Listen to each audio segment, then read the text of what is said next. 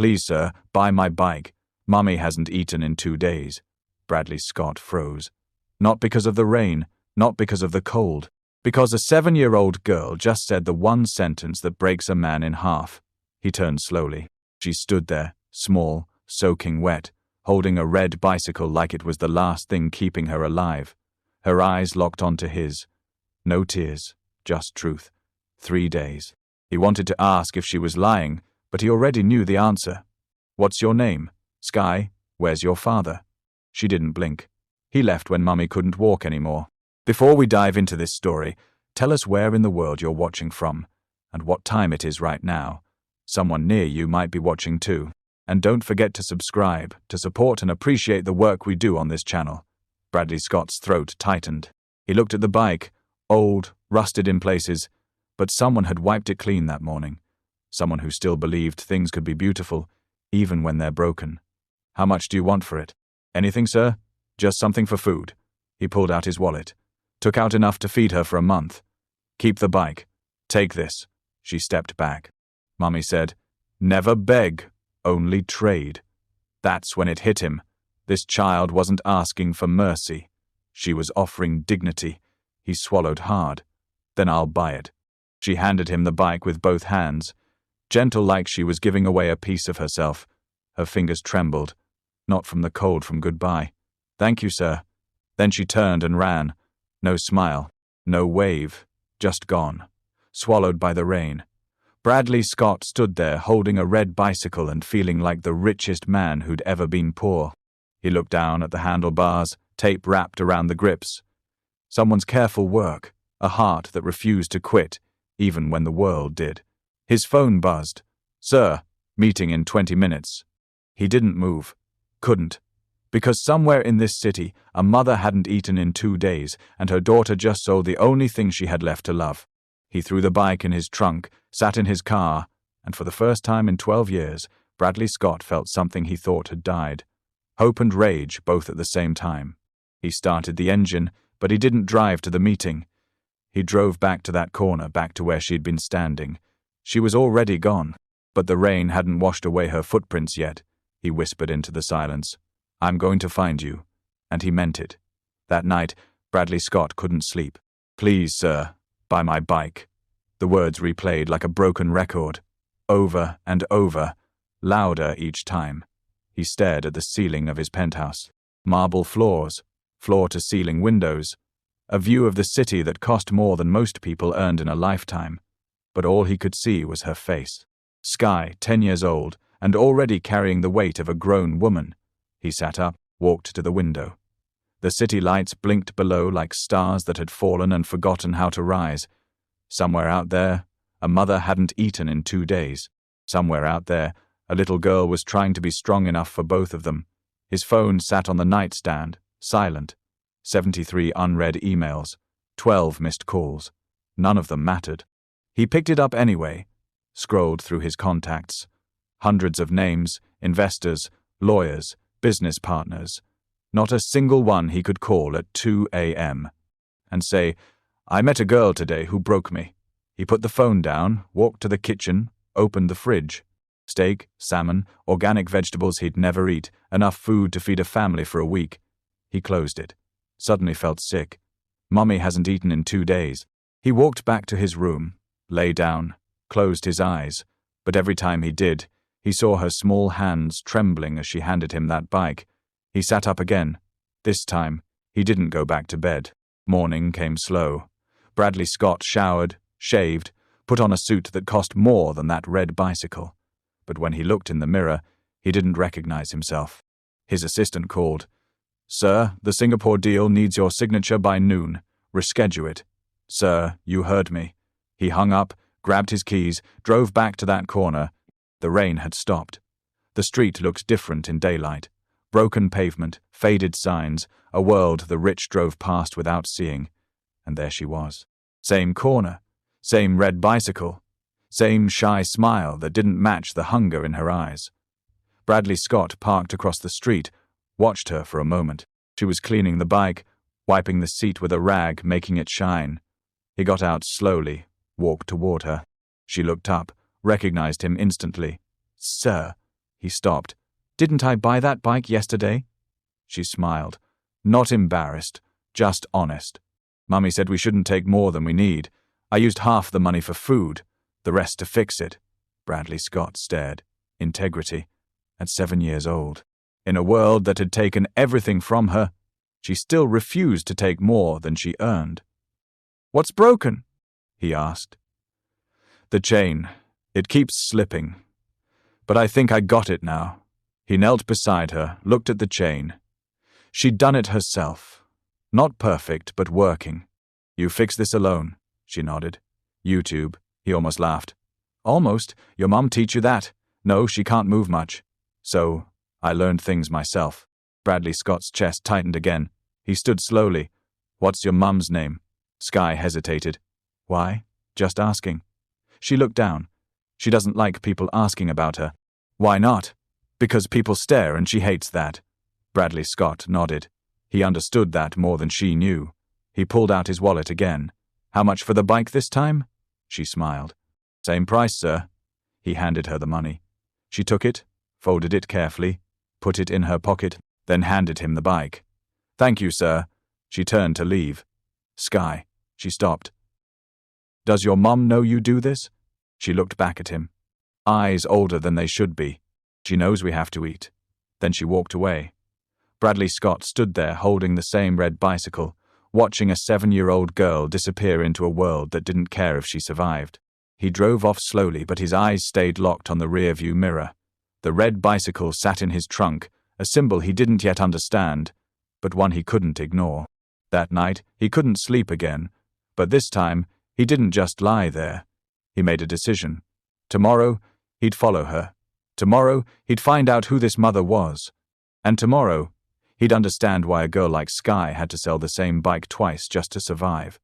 Because something told him this wasn't just about hunger. It was about something darker, something stolen. And Bradley Scott had built an empire by finding what was stolen and taking it back. He started noticing her everywhere, not by accident, because he was looking. Monday morning, grocery store on 5th Avenue. She was there, waiting near the clearance rack, the section where they marked things down before throwing them away. She stood patient, quiet, like she'd done this a 100 times. When the manager brought out the cart, she was first in line. She picked through carefully, checking dates, reading labels, took the freshest of the expired, paid with crumpled bills and quarters. She counted twice. Bradley Scott watched from behind a display of cereal boxes. His cart was full. Hers was a single plastic bag. She left without looking back. He followed. Tuesday, the bakery on Maple Street. She stood outside the window, staring at the fresh bread. Not with desire, with calculation. A woman came out, the owner. Mid-50 seconds. Kind eyes. Back again. Sweetie. Skye nodded. Do you have any day-old bread? Let me check. The woman came back with a small paper bag. These didn't sell yesterday. Skye pulled out her dollar bills, counted them slowly. The woman shook her head. It's on the house, honey. No, ma'am. Mommy says we pay for what we take. The woman's eyes softened. She took $2. Skye smiled. Thank you. Bradley Scott stood across the street, pretending to read the paper, but his eyes never left her. That smile, it wasn't joy. It was relief. The kind that comes when you're not sure if today the day you'll eat. Wednesday, the park. She sat on a bench red bicycle beside her. The chain had slipped again. She pulled out a small toolkit. Rusty borrowed or found worked on it herself. Bradley Scott sat 3 benches away. Watched her tiny hands struggle with the wrench. Watched her wipe sweat from her forehead. Watched her refuse to quit. A boy walked past. Maybe 12. Clean clothes, new sneakers. He looked at her bike and laughed. That thing still works. Skye didn't look up. Better than your mouth. The boy's smile faded. He walked off. Bradley Scott almost smiled. Almost. But then he saw her hands shake. Not from anger, from exhaustion. She finished fixing the chain, stood, tested it. It held. She looked at the bike like it was the only friend she had left. Then she rode off. Slow, steady. Bradley Scott followed from a distance. Thursday, the farmer's market. She moved between stalls like a shadow, checking prices, never buying, just learning. At the produce stand, she stopped. stared at a bag of apples. The vendor noticed. You buying or window shopping? How much? $5. She looked at the bills in her hand. I have 3. He shook his head. Then keep moving. She nodded. Started to leave. Bradley Scott stepped forward. I'll take them. The vendor bagged the apples, handed them to Bradley Scott. Bradley Scott turned. Sky was watching him. He walked over, handed her the bag. You drop these. She looked at him. I didn't buy those. I know, but your mom needs to eat, right? Her jaw tightened. Pride and hunger fighting a war in her eyes. I can't use away quickly, but this time she looked back. Just once. Bradley Scott stood there, heart pounding, because in that one glance, he saw something, recognition, not of him, but of something in him, something familiar. Friday, he followed her home, through narrow streets, past chain-link fences, cracked sidewalks that never got fixed. She hummed softly, unaware she was being followed. Her little red bicycle squeaked at every turn. The neighborhood got worse with each block. Paint peeling, windows boarded, doors that didn't lock anymore. Finally, she stopped. A crumbling apartment building. 4 stories. No elevator. Half the hallway lights were burned out. She climbed the stairs slowly, balancing a small bag of groceries she'd stretched $3 to buy. 2nd floor, 3rd, 4th. She stopped at the last door on the left, knocked twice. Mommy, I'm back. The door opened. Bradley Scott stood at the bottom of the stairwell, hidden in the shadows, waiting. And then he heard it. A voice, soft, weak, but unmistakable. A voice he hadn't heard in 12 years. A voice that once said, I'm choosing him, Bradley Scott. Not you. His knees almost buckled. No, it couldn't be. He stepped closer, climbed the first step, then the second. His heart hammered in his chest. At the 4th floor landing, he stopped. The door was still open, just a crack. And through that crack, he saw her. A woman in a wheelchair, frail, thin, worn by years of suffering, hair tied loosely, eyes weary but alive. She was smiling at Sky. Did you eat today, baby? I will, Mummy. After you. The woman's hand trembled as she touched her daughter's face. You're so strong, Sky. Stronger than I ever was. Bradley Scott's throat closed. Because he knew that face. Even broken, even beaten by life, he knew her. He whispered into the silence. Bradley Scott didn't sleep that night. He sat in his car outside that building until sunrise. Engine off. Windows cracked. Eyes locked on that 4th floor window. Ara, the woman who walked away from him 12 years ago. The woman who chose money over love. The woman who said he'd never be enough. Now she was in a wheelchair. Starving. Raising a daughter who sold her bike just to survive. He should have felt satisfaction. Karma had done its work. But all he felt was hollow. At 6 a.m. the door opened. Sky came out, red bicycle in hand, backpack over her shoulder. She rode off towards the elementary school 3 blocks down. Bradley Scott waited. An hour passed. Then the door opened again. A woman stepped out. Not a she, was older. 50 maybe. Dressed too well for this neighborhood. Gold earrings, designer purse, heels that clicked on the concrete. She knocked hard on a door. Open up. I know you're in there. Silence. The woman knocked again, harder. I'm not leaving until you pay me. The door cracked open. Weak, but steady. I told you. I don't have it yet. The woman laughed. Cold. Sharp. You never have it. But you always find a way to eat, don't you? I'm trying. Trying isn't paying. You owe me 2 months' rent. Either you pay by Friday or you're out. Please, just 1 more week. The woman leaned in close. You should have thought about that before you became a Bradley Scott's hands tightened on the steering wheel. Cracked. Don't call me that. Then prove me wrong. Stand up and pay me. The door slammed shut. The woman walked away, smiling. Bradley Scott sat there, blood boiling. He wanted to follow her, wanted to confront her, but he didn't. Not yet.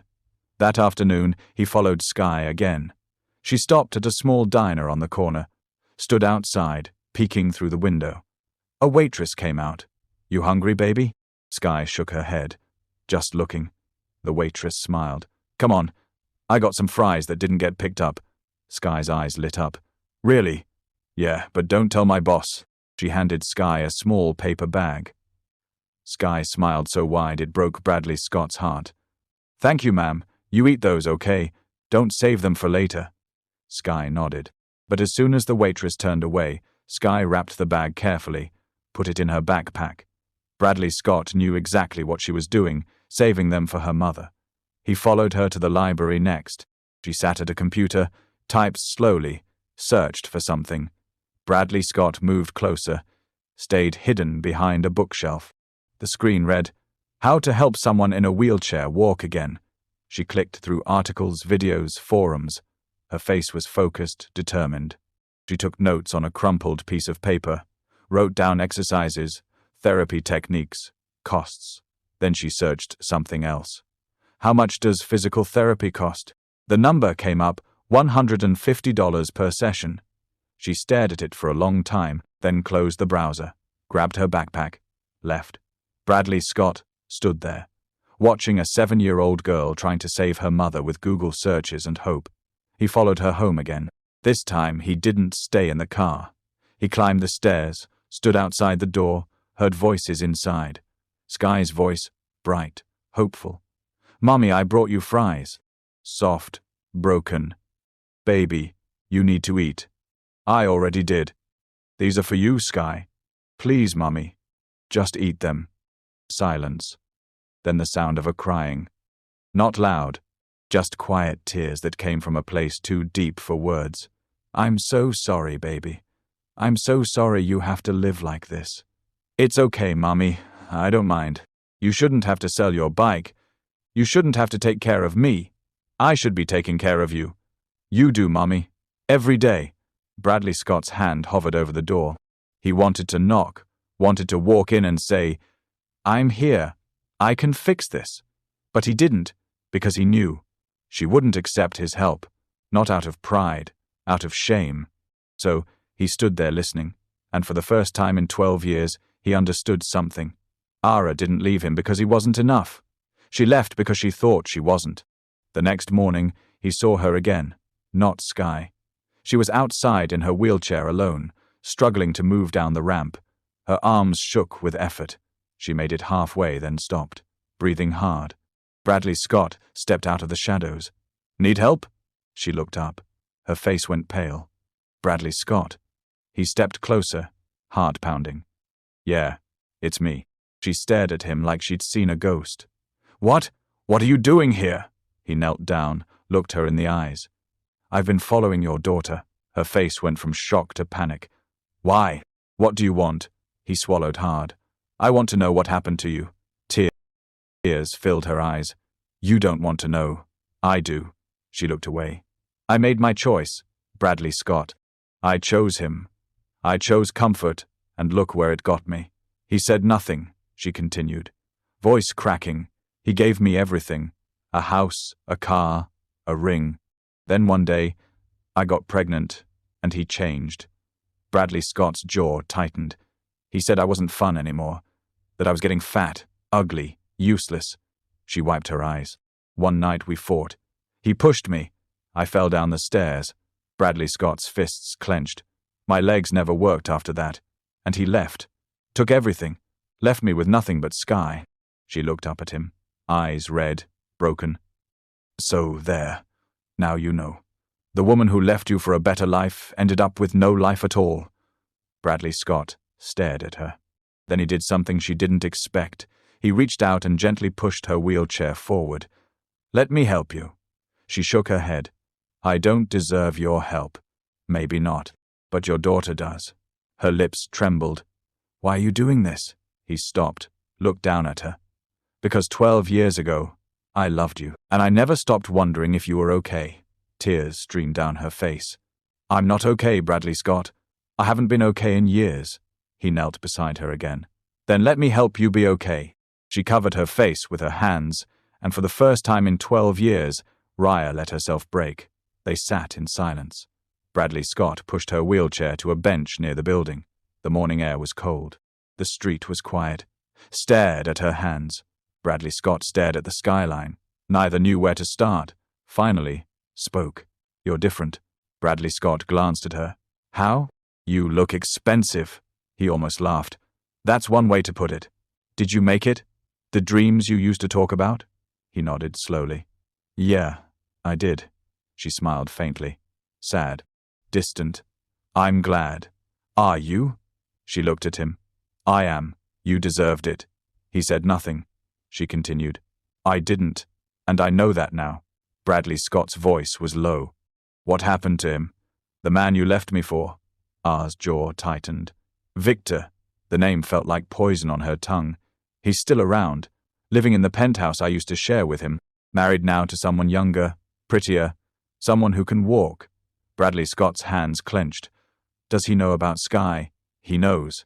He just doesn't care. Does he pay child support? She laughed bitterly. He pays his lawyer to make sure he doesn't have to. Bradley Scott's voice dropped. Where is he now? Why? You planning to confront him? He looked at her, eyes hard. Maybe. She shook her head. Don't. He's not worth it. He hurt you. He abandoned his daughter. He's worth something. Revenge won't fix my legs, Bradley Scott. He leaned forward. No, but it'll make sure he pays for what he did. She looked away. I don't want your pity. It's not pity. Then what is it? He paused, chose his words carefully. It's unfinished business. She stared at him, searching his face for a lie. But there wasn't one. You still care, she whispered. I never stopped. Her eyes filled with tears. You should hate me. I tried for years, but I couldn't. She covered her face. Why not? He smiled faintly. Because hate takes more energy than I had, and every time I tried, I just remembered the girl who used to laugh at my terrible jokes. She let out a sound between a laugh and a sob. You still tell terrible jokes. Worse now, success didn't help. She smiled. A real one. Small. Fragile, but real. Then it faded. Bradley Scott, you can't fix this. I'm broken. Sky deserves better than a mother who can't even stand.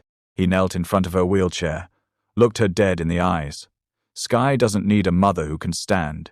She needs a mother who fights. And you've been fighting for 10 years. Lips trembled. I'm tired. I know. I don't know how much longer I can do this. He reached out, took her hand. It was cold, shaking. Then let me carry some of the weight. She pulled her hand back. Why? Why would you do that for me after everything I did to you? He stood slowly. Because 12 years ago I asked you to marry me and you said no. But I never stopped meaning those vows. Her breath caught. Bradley Scott, I'm not asking you to love me. I'm not even asking you to forgive yourself. I'm just asking you to let me help. She looked up at him, eyes red, face pale. What do you want in return? Nothing.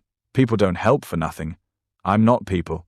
She stared at him for a long moment, then whispered, You're insane. He smiled. Probably. That evening Bradley Scott returned. He brought groceries. Real ones. Fresh bread, milk, eggs, vegetables, fruit. Enough to last a week. Sky opened the door, eyes wide. Sir, he smiled. Can I come in? She looked back at her mother, nodded slowly. Bradley Scott stepped inside. The apartment was small. One bedroom, a couch that doubled as Sky's bed. A kitchen barely big enough for 2 people, but it was clean. Ara had made it a home with what little she had. Bradley Scott set the bags on the counter. I thought you two could use some real food. Sky peeked inside the bags. Her face lit up. Mummy, look! He brought strawberries. Ara's voice was quiet. Bradley Scott, you didn't have to. I wanted to. She looked at him, torn between pride and desperation. Sky pulled out the strawberries, held them up like treasure. Can I have one, Mummy? Cracked. Yes, baby.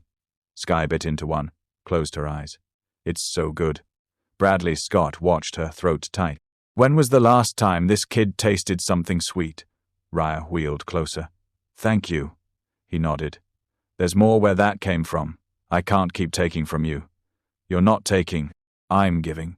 There's a difference. She looked down. I don't know how to repay you. You don't have to. Sky walked over, strawberry juice on her fingers. Sir, are you Mummy's friend? Bradley Scott glanced at her. She didn't answer. So he did. I used to be a long time ago. Sky tilted her head. What happened? Ara's voice was soft. Life happened. Baby. Sky looked between them, sensing something she didn't understand. Then she smiled. Well, I'm glad you're back. Bradley Scott's chest ached. Me too, kid. Later that night, after Sky fell asleep, Bradley Scott and sat in the small kitchen. A single lamp flickered overhead. Ara poured 2 cups of tea. Her hands still shook. "I'm scared," she said quietly. "Of what? That you'll wake up one day and realize I'm not worth saving." Bradley Scott took a sip. "I don't think that's going to happen." "How do you know?" "Because I've been waking up for 12 years wishing I'd fought harder to keep you." She looked at him, eyes glistening. "I didn't deserve you then. I don't deserve you now." "Maybe, but Sky does." She smiled sadly. "You keep saying that because it's true." Silence settled between them. Then spoke, voice barely a whisper. "Do you ever wonder what would have happened if I'd said yes?" Bradley Scott stared into his cup. "Every day." "What do you think?" He looked up, met her eyes. "I think we would have struggled. I think we would have fought. I think there would have been nights where we didn't know how we'd make rent." He paused. "But I think we would have been happy." A tear rolled down her cheek. "I made the wrong choice." He reached across the table, took her hand again. "You made the choice you thought was right. That's all any of us can do." She squeezed his hand. "I'm sorry, Bradley Scott. I know. Do you forgive me?" He smiled faintly. "I forgave you the day I saw your daughter selling her bike in the rain." Raya broke, not loud, just silent tears streaming down her face. Bradley Scott stood, walked around the table, knelt beside her wheelchair. "You're not alone anymore," she looked at him. Broken, hopeful, terrified. "Promise." He nodded. "Promise." She leaned forward, rested her head on his shoulder, and for the first time in 12 years felt safe. 3 days passed. Bradley Scott came every evening, brought food, fixed things that were broken, listened. Sky started calling him Mr. Bradley Scott. Started smiling more, but something was still unspoken, a weight neither of them could lift alone. Thursday night, rain tapped against the window. Sky was asleep on the couch, covered in a blanket Bradley Scott had bought. Raya sat by the window, staring out at the wet streets. Bradley Scott stood in the doorway, watching her. "You okay?" She didn't turn. "I need to tell you something." His stomach tightened. "What?" She wheeled herself to the small kitchen table, gestured for him to sit. He did. She took a breath. "Let it out slow." "I left because I was scared." Bradley Scott frowned. "Of what?" "Of being poor forever. Of watching you struggle. Of not having enough." He said nothing. She continued, voice shaking. "Victor had money. Lots of it. A nice car, a big house. He promised me I'd never have to worry again." She looked down at her hands and I believed him. "I thought love wasn't enough. I thought I needed security." Bradley Scott's jaw tightened. "Did he give you that?" She laughed bitterly for a while. "Then I got pregnant and everything changed." Her voice cracked. "He said I was getting fat, that I wasn't fun anymore, that I trapped him." Bradley Scott's fists clenched under the table. "One night, I told him I was keeping the baby, that I didn't care what he thought." She paused, eyes distant, reliving it. "He grabbed me, shoved me toward the stairs. I tried to catch myself, but I couldn't. Tears streamed down her face. I remember falling. I remember hitting each step. I remember the sound my body made when I landed." Bradley Scott's throat closed. "I woke up in the hospital. The doctor said my spine was damaged, that I might never walk again." She wiped her eyes. "Victor came once, looked at me like I was broken furniture. Then he left. I never saw him again." Bradley Scott's voice was low, dangerous. "Where is he now? Bradley Scott, where is he?" She hesitated. "The Apex Tower penthouse suite. He lives there with his new wife." Bradley Scott stood. "What are you doing?" "What I should have done 12 years ago." She grabbed his arm. "Don't, please." "He's not worth it." He looked down at her, eyes blazing. "He hurt you. He left his daughter to starve. He's worth every second of what I'm about to do." "Bradley Scott, listen to me." "No, you listen. I let you walk away once. I'm not letting him get away with what he did." She pulled harder. "And what happens when you confront him?" "He calls the cops. You get arrested." "Then what? Who helps Sky then?" That stopped him. He stood there, fists shaking. Ara's voice softened. "I don't need revenge, Bradley Scott. I just need my daughter to be safe." He knelt beside her wheelchair. "He needs to pay. He will. Life has a way of making people pay." He shook his head. "Not fast enough." She touched his face gently. "You being here is enough. He closed his eyes, breathed. I want to kill him. I know. I want to make him feel what you felt. I know. I want. She pressed her finger to his lips. I know. Silence. Then she whispered, but if you do that, you become him, and I can't lose you again. His eyes opened. Met hers. You really think I'd come back? She smiled faintly. I'm hoping you would.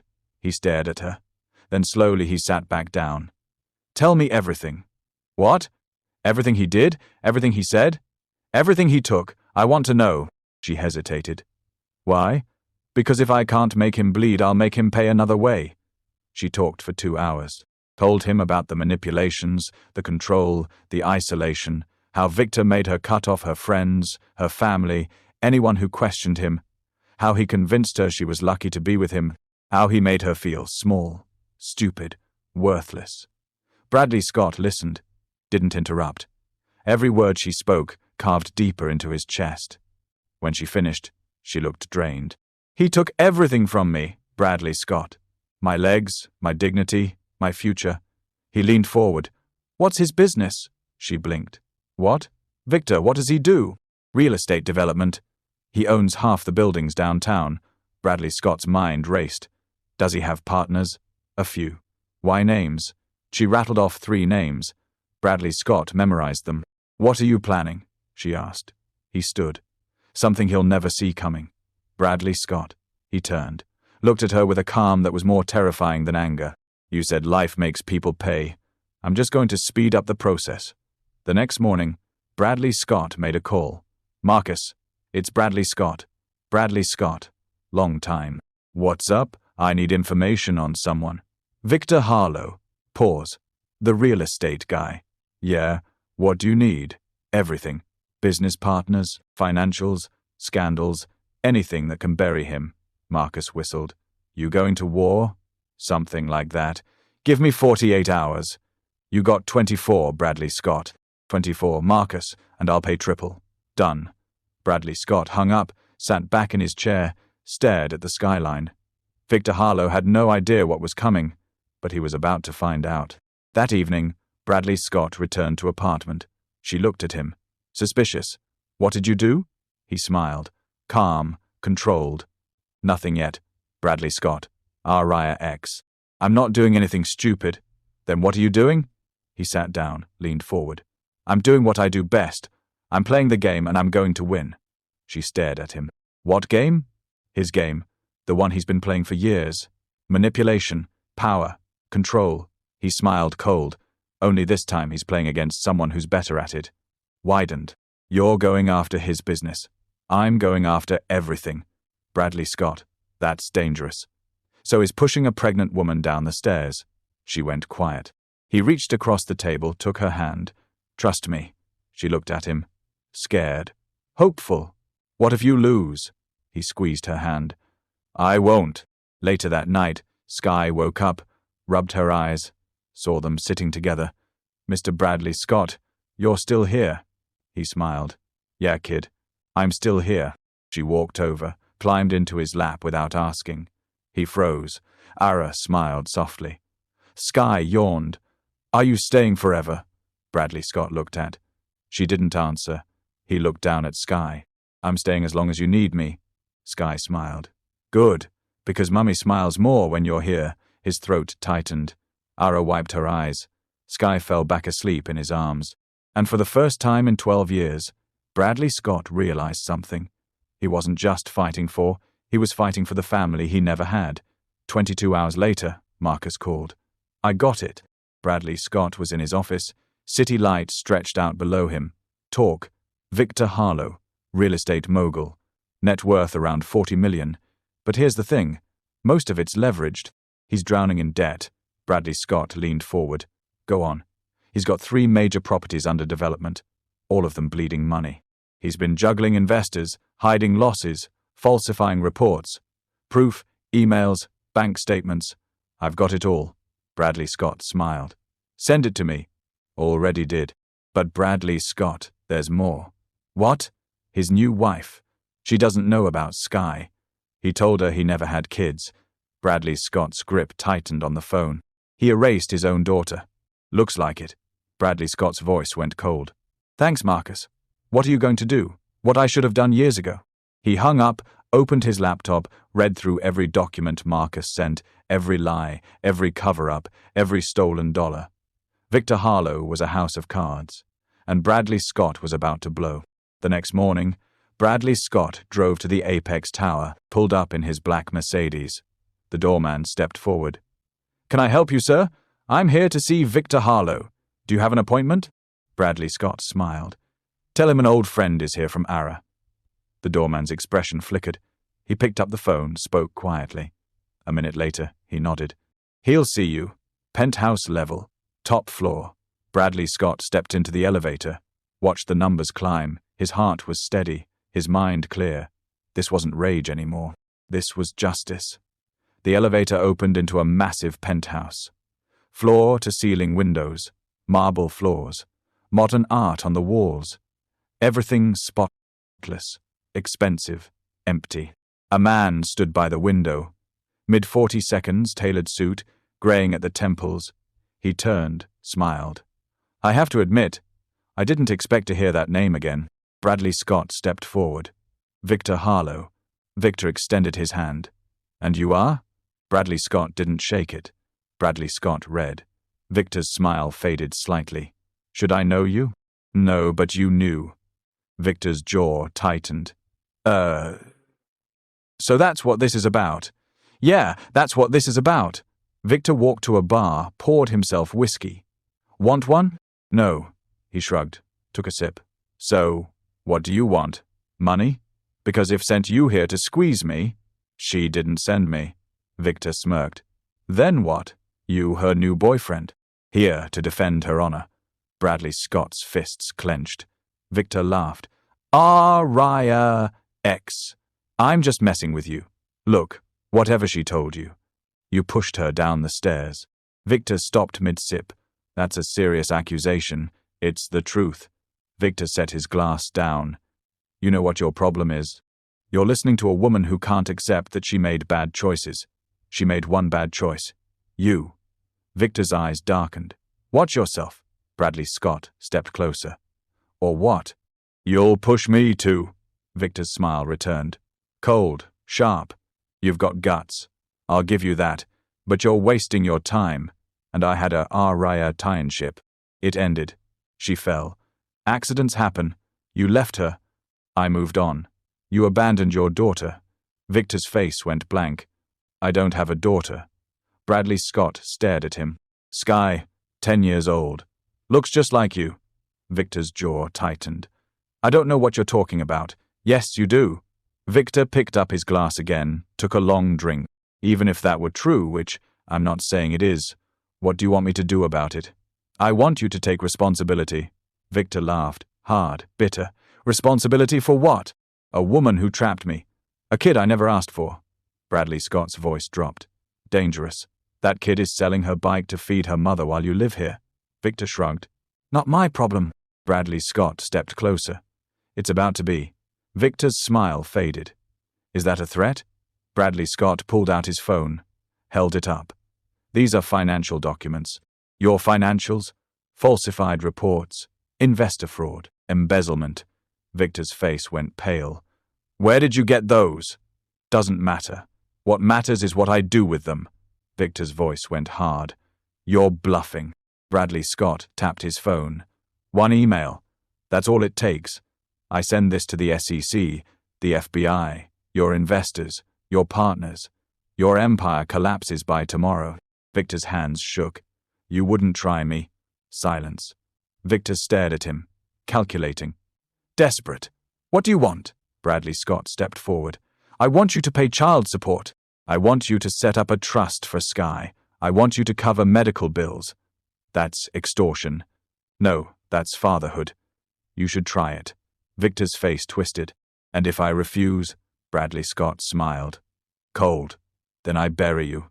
Victor poured another drink, hands trembling. "How much?" $5,000 a month and each $100,000 for the trust." Victor laughed bitterly. "You're insane. I'm fair. You stole 12 years from them. This is nothing." Victor drank, stared out the window, then he turned. Fine. I'll do it. But I want those files destroyed. Bradley Scott shook his head. No deal. I keep the files. Insurance. In case you forget. Victor's eyes blazed. You son of careful. I'm doing you a favor. I could have gone to the cops, but I didn't, because Sky doesn't need her father in prison. She just needs him to act like a man. Victor slammed his glass down. Get out. Bradley Scott turned, walked toward the elevator. Victor's voice stopped him. Does she know? Does she know you're here? Bradley Scott looked back. No. Why not? Because she'd try to stop me. Victor's smile was bitter. She always was too soft. Bradley Scott's eyes went cold. No, she's stronger than you'll ever be. The elevator doors closed. Bradley Scott drove back to apartment. His hands were steady, his mind clear. He knocked, opened the door, saw his face. What did you do? He stepped inside. What needed to be done? Bradley Scott. He handed her a folder. She opened it. Inside was a bank statement, a trust account. Sky's name on it. Her hands shook. What is this? Victor's paying child support. $5,000 a month. And there's a $100,000 inches a trust for Sky's future. Her eyes went wide. How? Don't ask. Tears streamed down her face. Bradley Scott, you didn't. I didn't hurt him. I just made him remember he's a father. She covered her mouth, sobbing. I can't believe. He knelt beside her. Believe it. You're not fighting alone anymore. She looked at him, eyes red, grateful, terrified. What if he comes after you? Bradley Scott smiled. Let him try.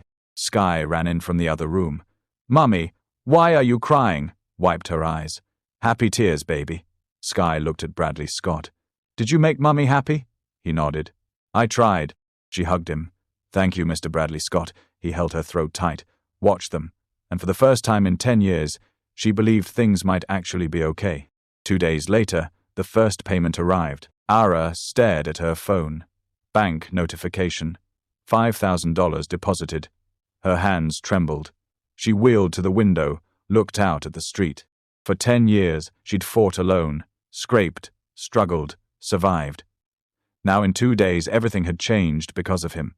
She heard footsteps on the stairs. A knock. She opened the door. Bradley Scott stood there holding a manila envelope. What's this? She asked. Property deed. Her eyes widened. What? He stepped inside. Set it on the table. I bought this building. She stared at him. You what? The landlady. The one who called you a she doesn't own it anymore. I do. Ara's mouth opened, closed. No words came out. Bradley Scott continued. You don't owe rent anymore. This apartment is yours, free and clear. She shook her head. Bradley Scott. I can't. You're not. I am. That's not how this works. It is now. She wheeled backward. Stop. Just stop. He looked at her. What's wrong this? She gestured around. All of this. You can't just swoop in and fix my life. Why not? Because I don't deserve it. The words hung in the air. Bradley Scott knelt in front of her. Says who? Her voice cracked. Me. I left you. I chose money. I chose comfort. I chose wrong. And this. She gestured to her legs. This is what I deserve. No, yes, this is my punishment. Bradley Scott for being stupid, for being greedy. He grabbed her hands. Stop. She tried to pull away. Let go. Listen to me. Tears streamed down her face. I can't accept this. I can't let you save me. Why? Because I don't know how to repay you. He stared at her, then spoke quietly. I'm not asking you to, she sobbed. That's the problem. You give, and I have nothing to give back. He squeezed her hands. You gave me something already. What? A reason to feel human again. She looked at him through tears. He continued. For 12 years I built an empire, made millions, won every deal, and I felt nothing, empty, hollow. He paused. Then I met your daughter, and she reminded me what matters. Raya covered her face. Bradley Scott's voice softened. You think you don't deserve this, but Sky does. And if helping you means helping her, then I'm not stopping. She shook her head. You're going to regret this. I've regretted a lot of things. This won't be one of them. She looked at him, broken, vulnerable. Why are you really doing this? He smiled faintly. Because 12 years ago, I loved you. and some part of me still does. Her breath caught. Bradley Scott, I'm not asking you to love me back. I'm not asking for anything. I just need you to let me do this. She stared at him for a long moment, then whispered, Okay, okay. She nodded, but only because Sky needs it. He smiled. That's good enough for me. That afternoon, the landlady returned. She knocked hard. Open up. Opened the door. The woman barged in. I'm here for the rent. And don't give me excuses. She stopped. Bradley Scott stood in the kitchen, arms crossed. The woman frowned. Who are you? The new owner. Her face went pale. What? Bradley Scott stepped forward. I bought this building yesterday, which means you no longer work here. The woman laughed nervously. You're joking. He pulled out a document. This is the deed. Signed, notarized. Legal. She snatched it. Read it. Her face drained of color. You can't do this. I already did. I've been managing this place for 15 years, and now you're not. Her eyes blazed. You think you can just throw me out? Bradley Scott's smile was cold. I'm not throwing you out. I'm firing you. There's a difference. She turned to you, put him up to this. Ivy said nothing. The woman sneered. Of course. They always find someone to rescue her. Bradley Scott's voice went ice cold. Call her that again. The woman turned to him. Excuse me. Say it again. I dare you. She opened her mouth, closed it. Bradley Scott stepped closer. You've spent years making her feel worthless. That ends now. Who do you think you are? Someone with better lawyers than you. The woman's hands shook. This isn't over. Bradley Scott pulled out his phone. You're right. It's not because I also have recordings. Every time you harassed her, every slur, every threat, her eyes went wide. One call to a lawyer, and you'll be fighting lawsuits for the next 5 years. Or he paused. You can leave quietly right now. She stared at him. Fury, fear, defeat. Finally she turned, walked to the door, stopped, looked back at you, deserve him. Then she left. Silence. Stared at the closed door, then at Bradley Scott. You recorded her. He shrugged. No, but she doesn't know that. Laughed. A real one. Full and genuine. You're insane. He smiled. You keep saying that. She wheeled toward him. Thank you. You're welcome. She looked up at him, eyes soft, grateful. I don't know what I did to deserve you. He knelt beside her. You didn't do anything. You just existed, and that was enough. That evening, Sky came home from school. She ran inside. Mummy, guess what? Smiled. What? Baby. A boy in my class said I could join the bike club. Can I please? Raya's smile faded. Sweetie, we don't have money for Bradley Scott stepped out from the kitchen. What kind of bike do you need? Sky's eyes lit up. Mr. Bradley Scott, you're here always. Now, tell me about this bike. It's for racing. They do races every Saturday. But you need a racing bike, not like my old one. Bradley Scott pulled out his phone. What color? Sky blinked. What? What color bike do you want? Her mouth opened. You're going to buy me one, if your mum says it's okay. Looked at him. Bradley Scott. You don't have to. I know, but I want to. Sky looked at her mother, eyes pleading. Raya sighed, smiled. Okay. Sky screamed, jumped, hugged Bradley Scott so hard he almost fell over. Thank you, thank you, thank you, he laughed. You haven't even picked a color yet. Blue. No. Red. No. Can I get both? Raya laughed. One bike, Sky. Fine. Red like my old one, but shiny. Bradley Scott smiled. Done. Sky ran to her room, already talking about races. Ara watched her go, then looked at Bradley Scott. You're spoiling her. She deserves to be spoiled. Raya's voice softened. She's never had anyone do this for her. Now she does. She wheeled closer, looked up at him. You know she's going to get attached to you. He knelt down, met her eyes. Good, because I'm already attached to her, filled with tears. What if you leave? I won't. How do you know? He smiled. Because I've spent 12 years running from the past. I'm done running. She reached out, touched his face. Promise me. I promise. She pulled him closer, rested her forehead against his. Thank you, she whispered. He closed his eyes. You're welcome. for the first time in 10 years, felt something she thought was gone forever. Hope. Days turned into weeks. Bradley Scott came every evening, sometimes with groceries, sometimes with nothing but time.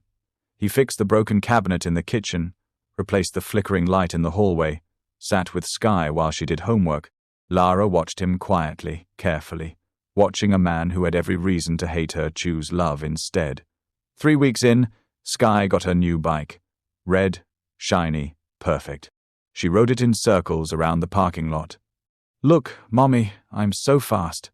Ivy Ara sat in her wheelchair, smiling, crying. Bradley Scott stood beside her. "She's a natural. She's happy." Raya whispered. "I haven't seen her this happy in years. She deserves it." Looked at him. "So do you." He glanced down. "What do you mean? You've done so much for us. But what about you? What do you need?" He was quiet for a moment, then spoke softly. "I need to know you're okay. I am because of you." He shook his head. "Not just financially. I mean, really okay." She looked down at her hands. "I don't know if I'll ever be okay, Bradley Scott." "Why not?" "Because every time I look at Skye, I see what I stole from her. A normal childhood, a father, a mother who can run with her." Bradley Scott knelt beside her wheelchair. "You didn't steal anything. You gave her everything you had. It wasn't enough. It was more than enough." She wiped her eyes. "How do you do that?" "Do what?" "Make me believe things I don't believe about myself." He smiled faintly. "Because I see you the way Skye sees you. Not broken, just strong in a different way." Her breath caught. Before she could respond, Skye rode over. "Mr. Bradley Scott, will you race me?" He stood. "Race you? You've got a brand new bike. That's not fair. Then I'll give you a head start." He laughed. "Deal." He jogged ahead. Skye counted down. 3, 2, 1, go. She pedaled hard, caught up to him in seconds, passed him, won by a mile. She threw her hands up. "I win." Bradley Scott bent over, pretending to be out of breath. "You're too fast." Skye beamed. "I know," Ara laughed from her chair. For a moment, they looked like a family, and it terrified her. That night, after Skye went to bed, Bradley Scott and sat at the kitchen table, tea cooling in their cups, silence between them, but not uncomfortable. "Spoke first. Can I ask you something?" "Anything." "Why did you never get married?" Bradley Scott paused. "That's a heavy question. You don't have to answer." He sighed. "I was engaged once 5 years ago. Widened. What happened? She wanted me to change. Be less focused on work. Be more present. That doesn't sound unreasonable." It wasn't. But I couldn't do it. "Why?" He looked at her. "Because every time I tried to love her, I kept comparing her to someone else." Ara's throat tightened. "Who?" He didn't answer. He didn't have to. She looked away. "Bradley Scott, you asked." "I shouldn't have." "No, you should. Because you need to know." "Know what?" He leaned forward. "That for 12 years I compared every woman to you, and none of them came close." Tears filled her eyes. "That's not fair." "No, it's not. But it's the truth. I don't deserve that kind of loyalty." "Maybe not. But you got it anyway." She covered her face. "Why didn't you move on?" "I tried. I really did. But every time I thought I was over you, something would remind me. A song, a smell, a laugh." He paused. "And then I met your daughter, and I realized I was never supposed to move on. I was supposed to find my way back." Ara sobbed. "You're making this so hard." "Making what hard?" "Not falling for you again." His heart stopped. She looked at him through tears. "I can't do this, Bradley Scott. I can't let myself love you again." "Why not?" "Because what if you wake up one day and realize I'm not worth it? What if you leave? What if—" He reached across the table, took her hands. "I'm not going anywhere. You can't promise that." "Yes, I can. People leave. Bradley Scott. Victor left. My friends left. Everyone leaves. I'm not everyone." She shook her head. "You say that now. I'll say it every day for the rest of my life if that's what it takes." She stared at him. "Why?" "Because 12 years ago I asked you to marry me. You said no, but I never stopped meaning it." Her lips trembled. "Bradley Scott, I'm not asking you to marry me now. I'm just asking you to let me stay." She pulled her hands back. "I don't know if I can." "Why?" "Because if I let you in and you leave, it'll break me." and I can't afford to be more broken than I already am." He stood, walked around the table, knelt in front of her, then let me prove it. "How?" "By being here every day until you believe me." She looked at him, searching his eyes for a lie. But there wasn't one. "What if I never believe you?" He smiled. "Then I'll keep trying." She laughed through tears. "You're impossible. You're worth it." She reached out, touched his face. "I'm scared. I know. What if I hurt you again? Then I'll forgive you again." She shook her head. "You shouldn't." Too late. She pulled him closer, rested her forehead against his. "I don't deserve you. Stop saying that. It's true. No, it's fear talking, and I get it." But he pulled back, looked her in the eyes. "I'm not Victor. I'm not your friends. I'm the guy who waited 12 years for a second chance." She closed her eyes. "What if I can't give you what you want? I don't want anything except this. Right here. You, Sky. This moment." She opened her eyes. "That's all. That's everything." She stared at him for a long moment, then whispered, Okay. Stay. Prove it. But if you hurt her, I won't. Or if you leave, I won't. I'll never forgive you." He smiled. "I'll take that deal." She laughed softly. "You're crazy for you always." Later that night, Bradley Scott stood outside on the fire escape. City lights flickered below. He pulled out his phone, stared at the screen. Marcus had sent one more file. Victor's mistress. Affairs. More lies. Bradley Scott could send it to his wife. Destroy him completely. His finger hovered over the send button. Then he heard the door open behind him. Raya wheeled out. "What are you doing?" He put his phone away. "Just thinking about what?" He looked at her. "How lucky I am." She smiled. "Liar." He laughed. "Okay.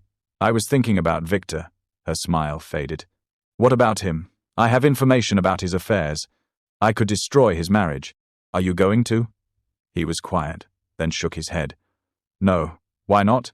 "Because he's not worth it." And more importantly, he looked at her. "I'd rather spend my energy building something than destroying him." She wheeled closer. "You've changed. So have you. Not by choice. Maybe, but you're stronger now than you ever were." She looked out at the city. "I don't feel strong. That's because you're looking at what you lost, not what you survived." She smiled faintly. "When did you become so wise?" "When I met a 7-year-old girl who taught me that dignity doesn't need money." Raya reached out. Took his hand. "Thank you." "For what?" "For seeing me. Not the wheelchair. Not the mistakes. Just me." He squeezed her hand. "That's the only version I've ever seen." They sat in silence. The city hummed below them. And for the first time in 12 years, both of them felt something they thought was impossible. Peace. Sky's laughter became the soundtrack of Bradley Scott's life. Every evening, he'd hear it before he even reached the door. High, pure, unfiltered joy. The sound of a child who finally felt safe. One Saturday morning, Sky ambushed him at the door. "Mr. Bradley Scott, come quick." He barely stepped inside before she grabbed his hand. "What's going on?" "I made something for you." She dragged him to the kitchen table. A drawing crayon, messy but beautiful. 3 stick figures, one in a wheelchair, one standing tall, one small with a big smile. Above them she'd written in shaky letters, "My family." Bradley Scott's throat closed. Sat at the table, eyes already red. Sky pointed at each figure. "That's Mummy. That's you. That's me." Bradley Scott knelt down. This is really good, Sky. Do you like it?" He looked at her. "I love it." She beamed. "Can you hang it in your office?" He nodded front and center. She hugged him, then ran off to play. Bradley Scott stood slowly, stared at the drawing, wheeled closer. "She's been working on that all week." He didn't look away from the picture. "She called me family." "I know, Raya. I tried to tell her, you're just a friend, but she didn't believe me." He finally looked at her. "Why not?" "Because she's 10. And 7-year-olds see things adults try to hide." He swallowed. "What does she see?" Ara's voice was soft. "That you look at me the way her storybook princess look at princesses." Bradley Scott said nothing. Continued. "And that I look at you the same way." His heart hammered. "Do you?" She looked down. "I'm trying not to." "Why?" "Because if I do and you leave, it'll destroy her. And I can't let that happen." He knelt beside her wheelchair. I'm not leaving. You keep saying that because it's true. She touched his face. But what if life takes you away? What if something happens? What? He knelt in front of her. You scared me. I'm sorry. Don't be. I'd come any time. You know that. She touched his face. I don't want Sky to grow up thinking love means pain. He frowned. What do you mean? She's seen me suffer. Seen me struggle. Seen me cry over a man who hurt me. Her voice cracked. I don't want her to think that's what love looks like. Bradley Scott took her hands. Then show her something different. How? By letting me love you the right way. Tears spilled down her cheeks. What if I don't know how to receive that? Then I'll teach you. She shook her head. You make it sound so easy. It's not easy, but it's worth it. She pulled him closer, rested her forehead against his. I'm scared of what? That I'll hurt you again. That I'll push you away. That is... He pressed his finger to her lips. Stop. She looked at him. You're not going to hurt me. And even if you do, I'll forgive you because that's what love is. She closed her eyes. You're too good to be real. I'm real, and I'm here, and I'm not going anywhere. She kissed him. Soft at first, then deeper. A kiss that said everything words couldn't. When they pulled apart, she whispered, Stay tonight. He hesitated. Sky is asleep, and she'll be happy to see you in the morning. Are you sure? She nodded. I need you close. He smiled. Okay. They sat on the couch, side by side, her head on his shoulder, his arm around her. The city hummed outside, but inside, everything was quiet. Spoke first. Tell me about her. Who? Your mum. Bradley Scott was quiet for a long moment. Then he started talking. Her name was Ruth. She was small, maybe 5'2", but she had this presence like she was 10 feet tall.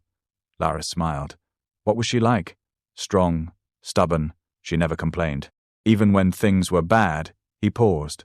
She used to work the night shift at a diner, come home at 6, 0 inches the morning, make me breakfast, then sleep for a few hours before going to her second job. She worked 2 jobs. 3, actually. The diner, a laundromat, and weekends she cleaned houses. Ara's voice was soft. How did she do it? I don't know, but she did. And she never let me see her break. Did she ever? He nodded. Once after my dad left, I heard her crying in the bathroom. She didn't know I was listening. His voice cracked. I wanted to help her, but I didn't know how. I was just a kid. Squeezed his hand. You were there. That's what mattered. I should have done more. You did enough. He shook his head. When she got sick, I tried everything. Applied for loans. Sold everything we had. Begged the hospital for help. Tears rolled down his face, but it wasn't enough. She died anyway. Pulled him close. I'm so sorry, Bradley Scott. The day she died, she made me promise something. What? That I'd never give up. That I'd fight for the life she couldn't give me. He wiped his eyes. So I did. I fought, and I won. But every time I close a deal or make money, I think about her, and I wonder if she'd be proud. Turned his face toward hers. She would be. Not because of the money, but because of who you became. He looked at her. How do you know? Because I see it. You're kind. You're patient.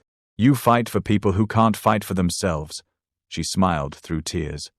That's not something you learn in business school. That's something you learn from love. And your mum loved you enough to teach you that. He broke. Not loud. Just quiet tears. She held him. Let him release 12 years of pain. When he finally stopped, he whispered, Thank you. For what? For seeing me, the real me, not the billionaire, not the success story, just me. She kissed his forehead. That's the only version I want. Later, as they lay on the couch, spoke quietly. Bradley Scott. Yeah. When you propose, and I know you will, don't make it fancy. He smiled. What do you mean? I don't need a big production. I don't need a ring that costs a fortune. I just need you on one knee asking me to spend forever with you. He turned to look at her. That's it. That's everything. He kissed her. Deal. She rested her head on his chest. Do you think Sky will be happy? I think she'll cry. Raya laughed. Probably. Good tears, though. The best kind. They lay in silence. Bradley Scott's hand traced circles on her arm. She spoke again. Softer this time. Bradley Scott. Yeah. Thank you for not giving up on me. He squeezed her hand. I never could. Why not? Because some people are worth waiting for, and you're one of them. She closed her eyes, smiled, and for the first time in 12 years, felt something she thought was impossible. Safe, loved, home. The next morning, Sky woke up and found them asleep on the couch. She smiled, grabbed a blanket, covered them both, then whispered, "I knew you'd stay, Dad." And she went back to her room. 3 weeks later, Bradley Scott came home with an envelope. Not just any envelope, a thick one. Medical letterhead. Making tea. He set it on the table, said nothing. She looked at it, then at him. "What's this?" "Open it."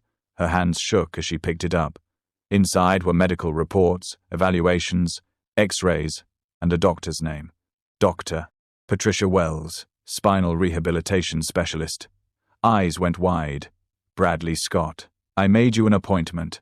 "What?" "Next Tuesday, 2. She stared at him. "I can't afford this." "I can, Bradley Scott. These specialists cost thousands." "I know. I can't let you." He knelt in front of her wheelchair. "Yes, you can." She shook her head.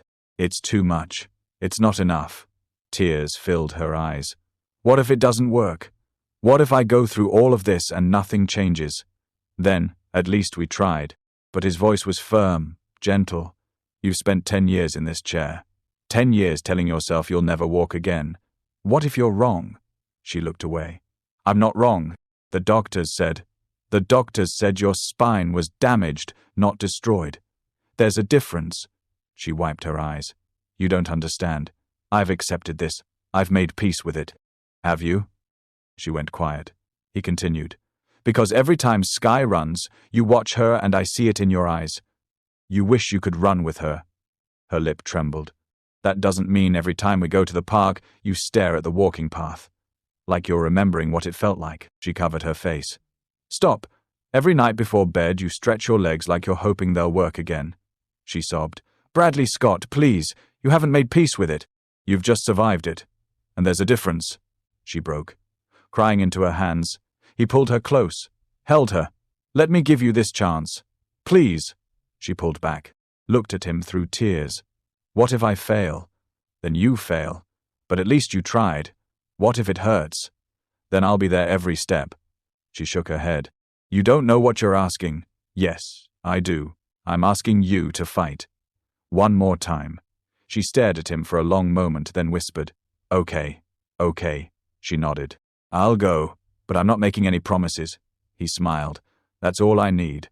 The following Tuesday they drove to the clinic. Sky came with them. She'd refused to go to school. "I want to see Mummy walk again," she'd said. Bradley Scott didn't argue. The clinic was modern, clean, expensive. Dr. Lola met them in her office.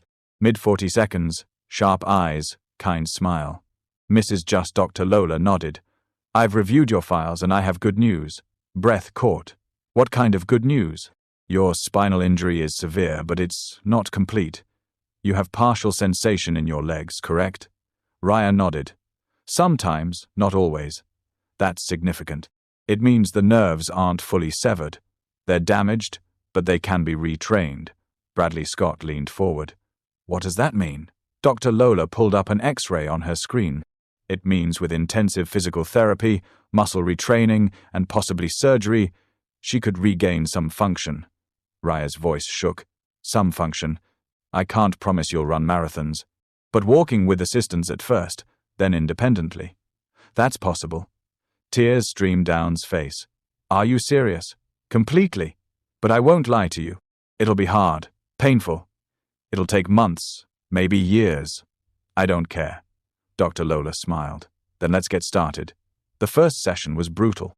Was strapped into a harness, suspended above a treadmill. Her legs dangled. "Useless. Try to move your right leg," the therapist said. Ara closed her eyes, concentrated. Nothing again. Still nothing. Tears of frustration rolled down her face. "I can't." Bradley Scott stood beside her. "Yes, you can. I've been trying." "Then try harder." She glared at him. "You don't understand." "You're right. I don't. But I know you. And I know you don't quit." She closed her eyes again, gritted her teeth, focused. Her right leg twitched barely, but it moved. The therapist gasped. "Did you see that?" Opened her eyes. "Did I?" You moved it just a little. But you moved it. Bradley Scott grabbed her hand. Squeezed. You did it. She stared at her leg, disbelief in her eyes. I moved it. You moved it. She laughed, cried both at once.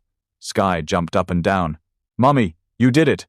Ara looked at her daughter, at Bradley Scott, at the therapist, and for the first time in 10 years, she believed maybe, just maybe, she could walk again.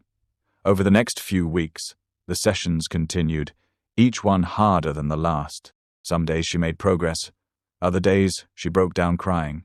Bradley Scott was there every time, holding her hand, wiping her tears, pushing her to keep going. One afternoon she snapped. I can't do this anymore. Yes, you can. No, I can't. It's too hard. He knelt in front of her. You survived 10 years in that chair. You can survive this. That was different. How? Because I didn't have hope then. Hope makes it worse. He grabbed her face gently but firmly. Hope is the only thing that makes it worth it. She sobbed. What if I fail? Then you fail trying. And that's better than never trying at all. She stared at him, then nodded slowly. Okay, one more time. That's my girl. 6 weeks in, it happened. Ira stood not in a harness, not suspended. She stood on her own 2 feet for 5 seconds. Then her legs gave out, but it didn't matter because she'd done it. Bradley Scott caught her, held her. You stood.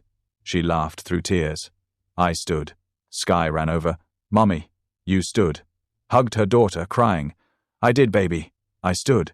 The therapist clapped. That's incredible progress. Dr. Lola walked in. Saw them celebrating. What did I miss? Bradley Scott looked up, grinning. She stood. Dr. Lola smiled. Told you it was possible. That night they celebrated. Pizza, ice cream, movies. Sky fell asleep on the couch halfway through. Bradley Scott carried her to bed. When he came back, was by the window, staring out at the city. He walked over, wrapped his arms around her from behind. What are you thinking? She leaned back into him. That a year ago I was ready to give up. And now I have hope. He kissed her head. Good. She turned to face him. Thank you for what? For not letting me quit. For believing in me when I didn't believe in myself. He cupped her face. I'll always believe in you. She kissed him soft deep. When they pulled apart, she whispered, I'm going to walk again. He smiled. I know. And when I do, the first thing I'm going to do is dance with you. His throat tightened. Deal? She rested her head on his chest, and for the first time in 10 years, didn't just survive, she lived. Bradley Scott woke up early one Saturday morning. Raya was still asleep. Sky, too. He slipped out quietly. Drove across town to a storage unit he'd rented months ago. Inside, covered in dust, was the original red bicycle, the one Sky had sold him that rainy day. He'd kept it, never told them. He loaded it into his truck, drove to a bike shop. The owner looked at it, raised an eyebrow. You want me to fix this? Bradley Scott nodded. I want you to restore it. Make it perfect. The owner examined it closer. This thing's held together with tape and hope.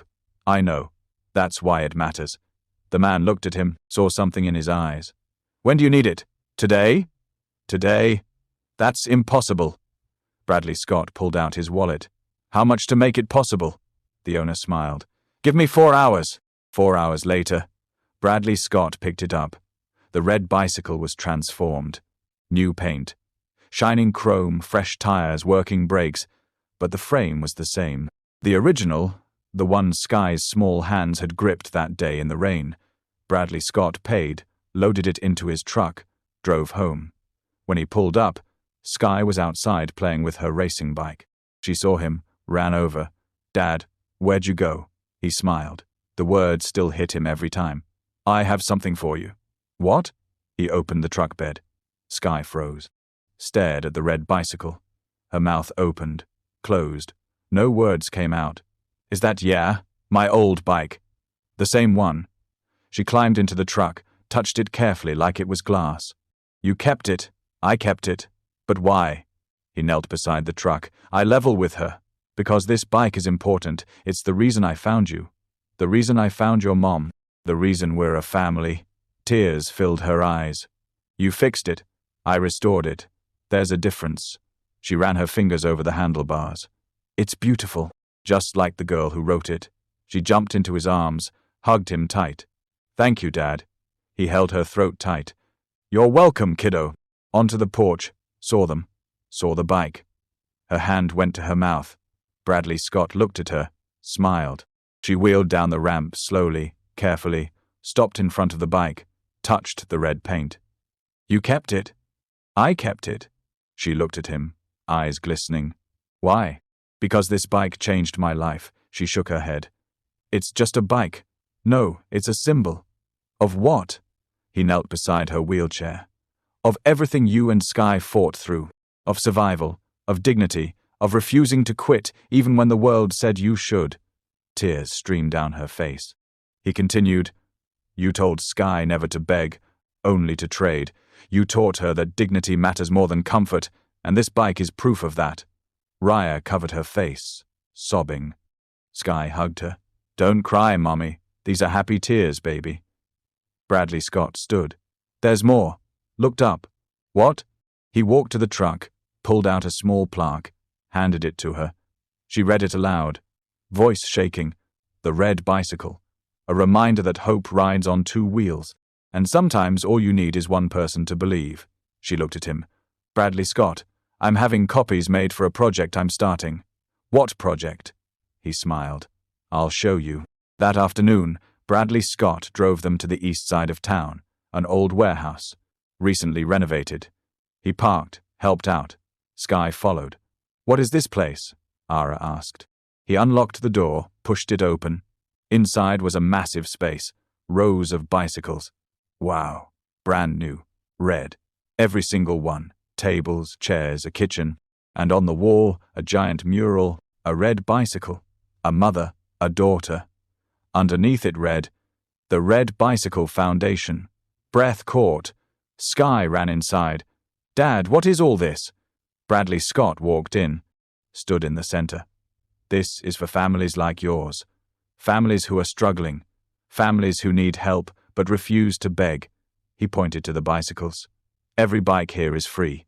For kids who need transportation. For parents who need a way to get to work. He pointed to the kitchen. We'll serve meals, hot meals 3 times a week, no questions asked. He pointed to the tables, tutoring, job training, resume help. Whatever people need to get back on their feet, wheeled closer, tears streaming. You did this. We did this. This is your story, your strength. I just made it real. She covered her mouth. I can't believe. Sky grabbed her hand. Mommy, look! That's us!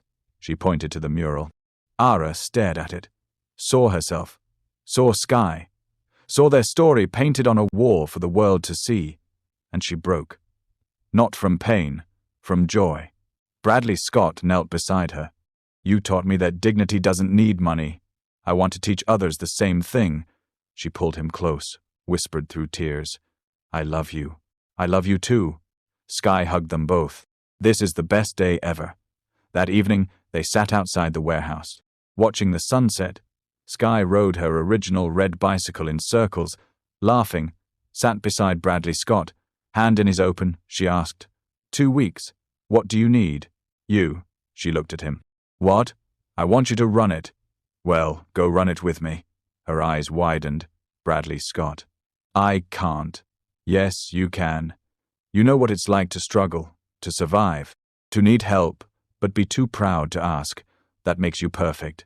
She shook her head. But I'm in a wheelchair for now, and even if you stay in one forever, it doesn't matter. People need to see someone who survived, someone who's fought, someone who understands. She stared at him. You really believe that?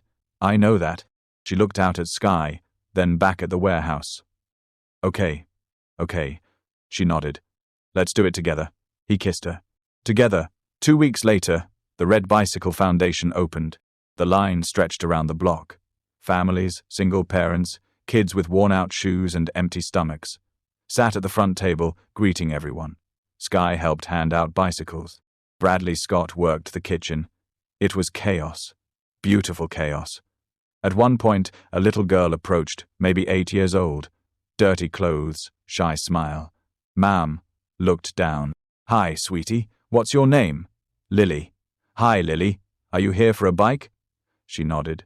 But I don't have money, smiled. You don't need money here. You just need to promise me something. What? That you'll take care of it, and when you don't need it anymore, you'll pass it on to someone who does. Lily's eyes went wide. Really? Really? Lily hugged her. Thank you. Iviara held her eyes burning because she saw herself in this little girl, and she realized something. This wasn't just about giving bikes, it was about giving hope. That night, after everyone left, Bradley Scott found her sitting alone, staring at the mural. He sat beside her. You okay? She nodded. I just keep thinking about that little girl, Lily. What about her? She reminded me of Sky, of me, of everyone who's ever felt invisible. She turned to him. You gave us a voice, Bradley Scott. You turned our pain into purpose. He took her hand. We did it together. She shook her head. No, you did it. You saw a little girl selling a bike in the rain and decided to change the world. He smiled. I didn't change the world. I just changed yours. She pulled him close, and mine is the whole world to me. They sat in silence, the warehouse empty now but full of promise. Sky ran over. Can we come back tomorrow? Bradley Scott laughed. We're coming back every day. She grinned. Good, because I like helping people. Looked at her daughter, then at Bradley Scott, and she realized something else. She'd spent 10 years thinking her life was over, but it wasn't. It was just beginning. 3 months after the foundation opened, stood for 10 minutes straight, not in a harness, not holding on to anything, just standing. Bradley Scott watched from across the therapy room, eyes wet. The therapist clapped. Incredible progress. Looked at her legs, still shaking, but holding. I can't believe it. Believe it. You're doing it. She took a step, one step, then her legs gave out. Bradley Scott caught her before she hit the ground. I've got you. She laughed, cried. I walked. I actually walked. You did. 1 step, but still. He held her face. 1 step today, 2 steps tomorrow. She kissed him hard. Grateful. I couldn't do this without you. Yes, you could, but I'm glad you don't have to. That evening, they had dinner at the apartment. Sky set the table, humming. Watched her, smiled. Bradley Scott came out of the kitchen, carrying pasta. Smells amazing, said. Wait till you taste it. They sat down. Ate, laughed. It felt normal, like they'd been doing this forever. Halfway through dinner, Sky spoke up. Dad. Bradley Scott looked up. Yeah. Do you ever think about your mom? The question caught him off guard. Froze. Fork halfway to her mouth. Bradley Scott set down his fork. Every day. What do you think about? He took a breath. I think about what she'd say if she saw me now. What would she say? He smiled faintly. She'd probably tell me I'm working too hard, that I need to rest more. Sky laughed. That sounds like something Mummy would say. Smiled because it's true. Bradley Scott looked at her. I rest barely. I rest enough. Not even close. Sky giggled. Bradley Scott shook his head, smiling. Then Sky asked another question. Do you think she's proud of you? Bradley Scott's smile faded. His throat tightened. I hope so. I think she is. He looked at Sky. Why? Because you help people like she did. His eyes burned. How do you know she helped people? Because that's who you are. And you learned it from someone. Reached across the table, took his hand. He squeezed it hard. Sky continued. I think she's watching. And I think she's happy you found us. Bradley Scott couldn't speak. He just nodded. Wiped her eyes, and Sky went back to eating like she hadn't just healed something deep inside him. Later that night, after Sky went to bed, and Bradley Scott sat on the couch. Silence between them, but not uncomfortable. Finally spoke. Can I ask you something? Anything? Do you forgive me? He frowned. For what? For leaving? For choosing him? For wasting 12 years? He turned to face her. I need to know because I can't forgive myself until I know you have. He took her hands. I forgave you the day I saw Sky. But no, listen. I spent years being angry, hurt, bitter. But the moment I saw your daughter selling that bike, everything changed. He paused because I realized something. You didn't waste 12 years. You survived them. You raised an incredible kid. You fought through hell and you came out stronger. She shook her head. I'm not strong. Yes, you are. You just don't see it yet. Tears rolled down her face. I hurt you. Yeah, you did. And you still forgave me? I had to, because holding on to anger was killing me. She looked down. I don't deserve your forgiveness. Maybe not, but I'm giving it anyway. She looked up. Why? Because forgiveness isn't about what you deserve. It's about what I need, and I needed to let go. She sobbed. I'm so sorry. I know. I was stupid, selfish, blind. You were scared. Just like me. She pulled him close. How do you do that? Do what? Make me feel like I'm not the worst person in the world. He smiled. Because you're not. You're just human. She rested her head on his chest. They sat in silence for a long time, then spoke quietly. I need to forgive myself. How? I don't know, but I can't keep carrying this guilt. He pulled back, looked her in the eyes, then put it down. It's not that easy. Yes, it is. You just decide right now to let it go. She shook her head. I can't. Yes, you can. Say it out loud. She hesitated, then whispered. I forgive myself. Louder. I forgive myself. One more time. She closed her eyes. I forgive myself. When she opened them, tears streamed down her face. But something had shifted. Something had lifted. Bradley Scott wiped her tears. There. Now you're free. She laughed through tears. Just like that. Just like that. She kissed him. Soft.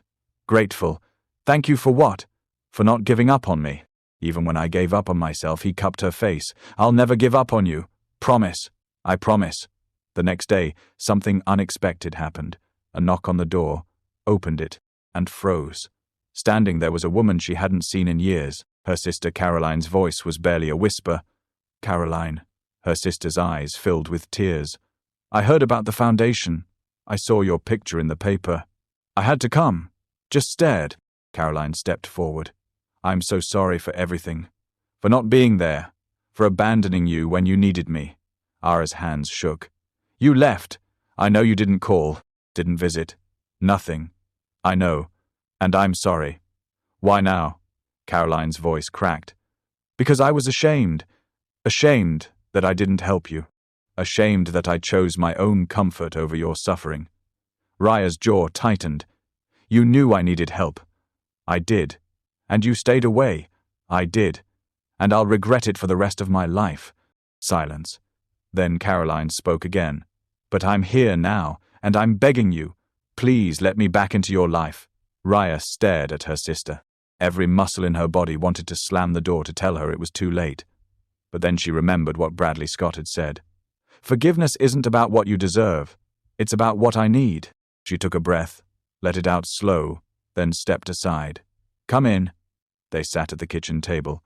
Bradley Scott stayed in the background watching, listening. Caroline looked around. You've done well for yourself. Shook her head. I didn't do this alone. Caroline glanced at Bradley Scott. Is he? Yes. Caroline smiled. He looks at you like you're the only person in the room. Lara blushed. He does that. Caroline's smile faded. I missed so much. You did? Can I meet her, Sky? Hesitated. I don't know. Please. I'm her aunt. I want to know her. Ara looked at Bradley Scott. He nodded slightly. She took a breath. Okay, but slowly. She doesn't know you. Caroline's eyes filled with tears. Thank you. Don't thank me yet. You have a lot to prove. I know and I will. I promise. Later, after Caroline left, sat on the couch, staring at nothing. Bradley Scott sat beside her. You okay? She nodded. I think so. That was big. Letting her in. I know. You didn't have to. She looked at him. Yes, I did. Because if I can ask you to forgive me, I have to forgive her. He smiled. You're learning. She laughed. You're a terrible teacher, but you're a great student. She rested her head on his shoulder. Do you think I did the right thing? Do you? She thought for a moment. Yeah, I do. Then that's all that matters. They sat in silence and realized something. Forgiveness wasn't just about letting others off the hook. It was about freeing herself from anger, from pain, from the past, and for the first time in years, she felt light. That night, before bed, Sky asked a question. Mummy, who was that lady? Ara sat on the edge of her bed. That was your Aunt Caroline. Sky's eyes widened. I have an aunt. You do? Where has she been? Chose her words carefully. She's been away, but she's back now. Is she nice? I think so, but we'll see. Sky smiled. I hope she is. I've always wanted an aunt. Ara kissed her forehead. We'll take it slow. Okay. Asa wheeled out of the room. Sky called after her. Mommy, yeah, baby, I'm proud of you. Ara's throat tightened. Why? Because Dad says forgiveness is hard, and you did it anyway. Smiled through tears. Thanks, baby. Good night, Mummy. Good night. One Saturday morning, Sky woke up early, found Bradley Scott in the kitchen making coffee. Dad, he turned. Morning, kiddo. You're up early. She climbed onto a stool. Can I ask you something? Always. She swung her legs, nervous. Will you marry my mom? Bradley Scott nearly dropped his mug. He set it down carefully, turned to face her. Why do you ask? Because she talks about you in her sleep. His eyebrows raised. She does. Sky nodded. She says your name and she smiles. His chest tightened. What else does she say? That she loves you, and that she's scared you'll leave. Bradley Scott knelt in front of her. I'm not leaving. I know, but she doesn't believe it yet. He stared at this 7-year-old girl, too wise for her age. How do you know all this? She shrugged. I listen and I watch. People say a lot without talking. He smiled. You're right. So, will you? Will I what? Marry her. He took a breath. Do you want me to? She looked him dead in the eyes. I asked you first. He laughed. Fair enough. He stood, walked to the counter, opened a drawer, pulled out a small velvet box. Sky's eyes went wide. He opened it. Inside was a ring. Simple, elegant, a single diamond. I bought this 2 weeks ago, Sky gasped. You did? He nodded. But I'm waiting for the right moment. When's the right moment? When she can stand without help. When she's ready to believe I'm not going anywhere. Sky smiled. She's almost there. I know. She hopped off the stool, hugged him. I can't wait to be your real daughter. His throat closed. You already are. She pulled back. I know, but I want the paperwork. He laughed, wiped his eyes. Deal. That afternoon, the foundation was busy. Families lined up. Kids picked out bikes. Parents filled out job applications. Sat at the front desk, greeting everyone. Caroline was there too, helping in the kitchen. She'd been coming every day for 3 weeks, slowly earning back trust. At one point, Caroline approached. Can we talk? I looked up. About what? About us? About what happened? Ara hesitated, then nodded. Okay. They stepped outside, sat on a bench. Caroline spoke first. I need you to know something. What? When you were with Victor, I wanted to help. I really did. But he told me you didn't want to see me. Frowned. What? He said you were ashamed, that you didn't want your family knowing you'd married him? Jaw dropped. That's a lie. I know that now. But back then I believed him. Shook. I called you over and over. You never answered. Caroline's eyes filled with tears. He blocked your number on my phone. I didn't know until last year when I got a new one. All your voicemails came through at once.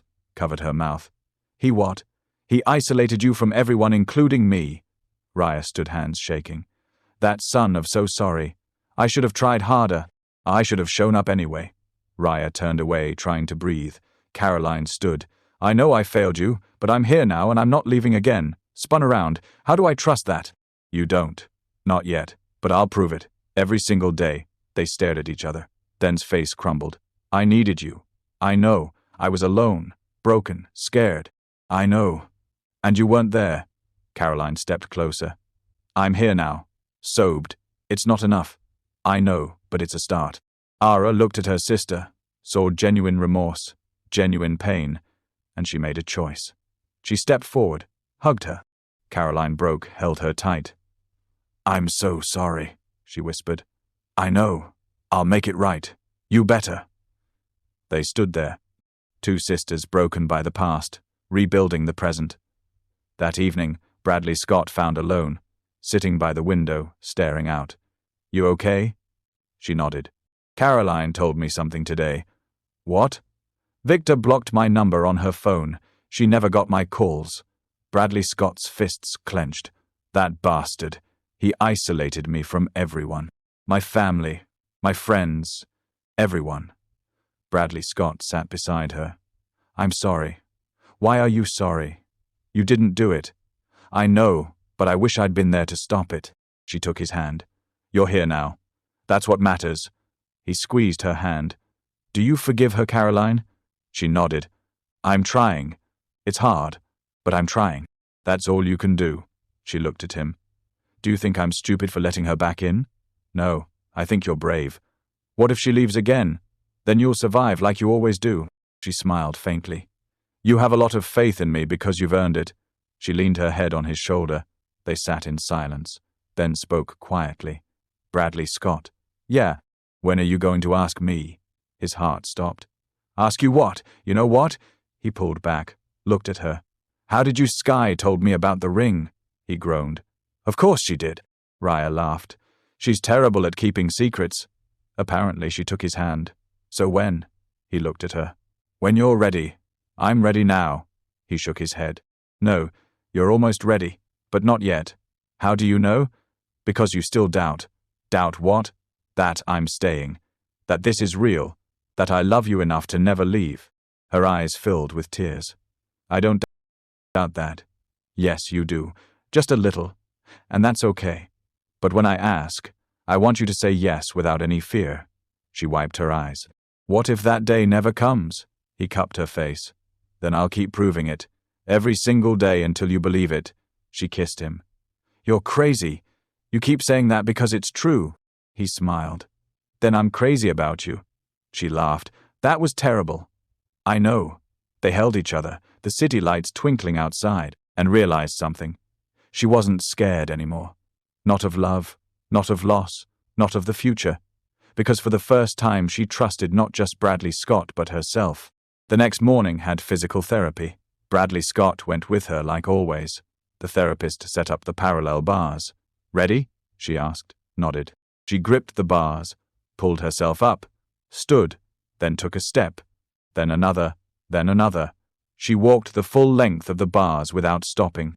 When she reached the end, she turned around, saw Bradley Scott, tears streaming down his face. She smiled. I did it. You did it. The therapist clapped. That's incredible. How do you feel? I looked at her legs. Then at Bradley Scott. I feel alive.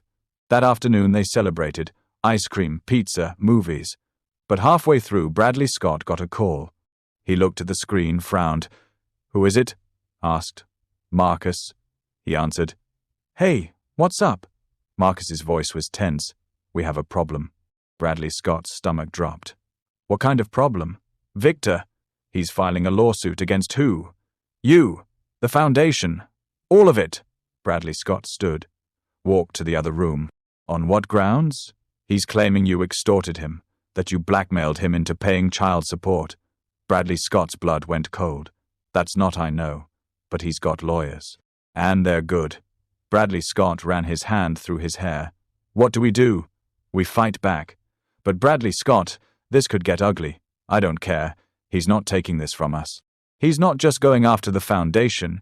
He's going after you personally. Your reputation, your business, everything. Bradley Scott closed his eyes. Let him try. Bradley Scott, I said. Let him try. He hung up, stood there, fists clenched. Isle wheeled into the room. What's wrong? He turned, tried to smile. Nothing. Don't lie to me, he sighed. Victor's suing us. Her face went pale. What? He's claiming I blackmailed him. But you didn't. I know, but he's got lawyers. She wheeled closer. What does this mean? He knelt in front of her. It means we fight. What if we lose? We won't. But what if he took her hands? Ara, listen to me. I've spent 12 years building an empire. I know how to fight, and I'm not letting him take this from us. She stared at him. You promise? I promise. She pulled him close. I'm scared. I know. But we're going to be okay. How do you know? Because we're stronger together than he'll ever be alone. That night, after everyone went to bed, Bradley Scott sat alone, staring at the ring box. Victor was coming for him for everything they'd built. But Bradley Scott had faced worse, and he'd survived. He closed the box, put it back in the drawer. The proposal would have to wait because right now he had a war to win. The lawsuit papers arrived 2 days later. Bradley Scott read them in his office. Alone, 23 pages of accusations. Extortion, blackmail, fraudulent coercion, Victor's lawyers had done their homework. They painted Bradley Scott as a predator who used sensitive information to manipulate a vulnerable man, made Victor look like the victim. Bradley Scott's phone rang. His lawyer, Gregory. You read them. Yeah, it's bad. Bradley Scott. I know. They're asking for $10 million in damages. Plus, they want the foundation shut down, pending investigation. Bradley Scott's jaw tightened. Over my dead body. Bradley Scott, they have a case. A weak one, but a case. Then we destroy it. How? Bradley Scott leaned back, stared at the ceiling. I have the evidence, the files Marcus gave me, Victor's fraud, his affairs, everything. You can't use that. It'll prove his extortion claim. Then what do I do? Gregory was quiet for a moment. We need a different angle. Like what? We need to prove Victor abandoned his daughter willingly, that you didn't force him to pay. He chose to. Bradley Scott sat up. How does have any documentation, texts, emails, anything proving he knew about Sky and refused to help? Bradley Scott's mind raced. I'll ask her. Good. And Bradley Scott? Yeah, don't do anything stupid. Victor wants you to slip up. Don't give him the satisfaction. Bradley Scott hung up, stared at the papers. Then he had an idea. That evening, he went to his apartment. She was cooking dinner. Sky was doing homework. He kissed cheek. We need to talk. Her face fell about the lawsuit. He nodded. She turned off the stove. Sky, baby, can you go to your room for a bit? Sky looked up. Is everything okay? Raya forced a smile. Everything's fine. Just grown-up talk. Sky nodded. Left. Bradley Scott sat down, pulled out the papers, read them. Her face went pale. $10 million. It's a scare tactic. He won't win. But what if he does? He won't. But I need your help. How? Do you have anything from when you were together? Texts, emails, proof that he knew about Sky and refused to help? She thought for a moment. I kept everything on an old phone. I couldn't afford to throw anything away. Where is it? Storage unit. The one I had before I moved here. Bradley Scott stood. Let's go get it. Now. Now. They drove across town. The storage unit was small, dusty, full of boxes. Raya wheeled inside, pointed that one. The blue box. Bradley Scott pulled it down, opened it. Inside were clothes, photos, and an old phone. He handed it to her. She turned it on, waited for it to boot up. I don't know if it still works. The screen flickered, then lit up. She scrolled through, stopped here. She handed him the phone. Bradley Scott read the messages, text after text from Ara to Victor. I'm pregnant. The baby's yours. Please call me. I need help. She's your daughter. Please. Every message unanswered, except one. Victor's response. Cold. Clear. I don't have a daughter. Stop contacting me. Bradley Scott's hands shook. This is it. Wiped her eyes. Is it enough? More than enough. She looked at him. What if he denies it? Then we'll prove it's his number, his account, his words. She nodded slowly. Okay. He pulled her close. We're going to win this. You keep saying that because it's true.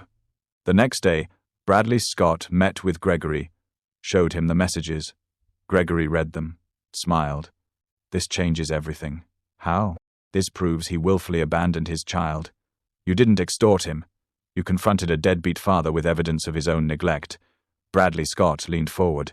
So, we can use this. Absolutely. And we can file a countersuit for child abandonment, emotional distress, Sky's therapy costs, everything. Bradley Scott's eyes lit up. How much? Gregory did some quick math. Conservatively, $15 million. Bradley Scott smiled. Let's do it. That night, Bradley Scott stood by his window. City lights stretched out below. His phone buzzed. Marcus. I heard you're counter-suing.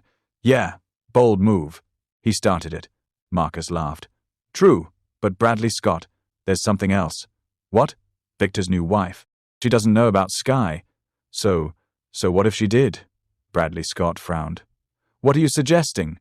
I'm suggesting that a man who lies to his wife about having a daughter might have other secrets. Bradley Scott's mind raced. You think she'd leave him? I think she'd be very interested in knowing the truth. Bradley Scott was quiet. Marcus continued. I'm not saying you should tell her, but if someone happened to send her those text messages, Bradley Scott smiled slowly. That would be unfortunate. Very unfortunate. Thanks, Marcus. Anytime. Bradley Scott hung up, stared at his phone. He could destroy Victor completely, ruin his marriage, his reputation, everything. But then he remembered what said. I don't need revenge. I just need my daughter to be safe. He put the phone down, walked away. Some wars weren't worth winning that way. 2 weeks later, the countersuit was filed. Victor's lawyers called immediately. Threatening, aggressive, but Gregory held firm. See you in court. Victor called Bradley Scott directly. Bradley Scott almost didn't answer, but he did. What do you want? Victor's voice was tight. You're making a mistake. No, you made the mistake 10 years ago. I'm going to destroy you. Try. You think you're untouchable because you're rich? Bradley Scott laughed. No, I think I'm untouchable because I'm right.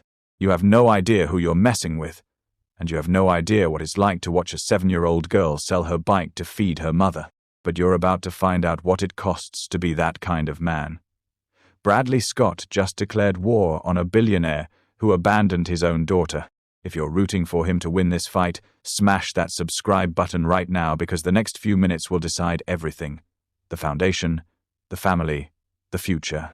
Comment below, Team Bradley Scott or Team Victor, and if you say Team Victor, you better explain yourself. Silence. Then Victor spoke. Quieter.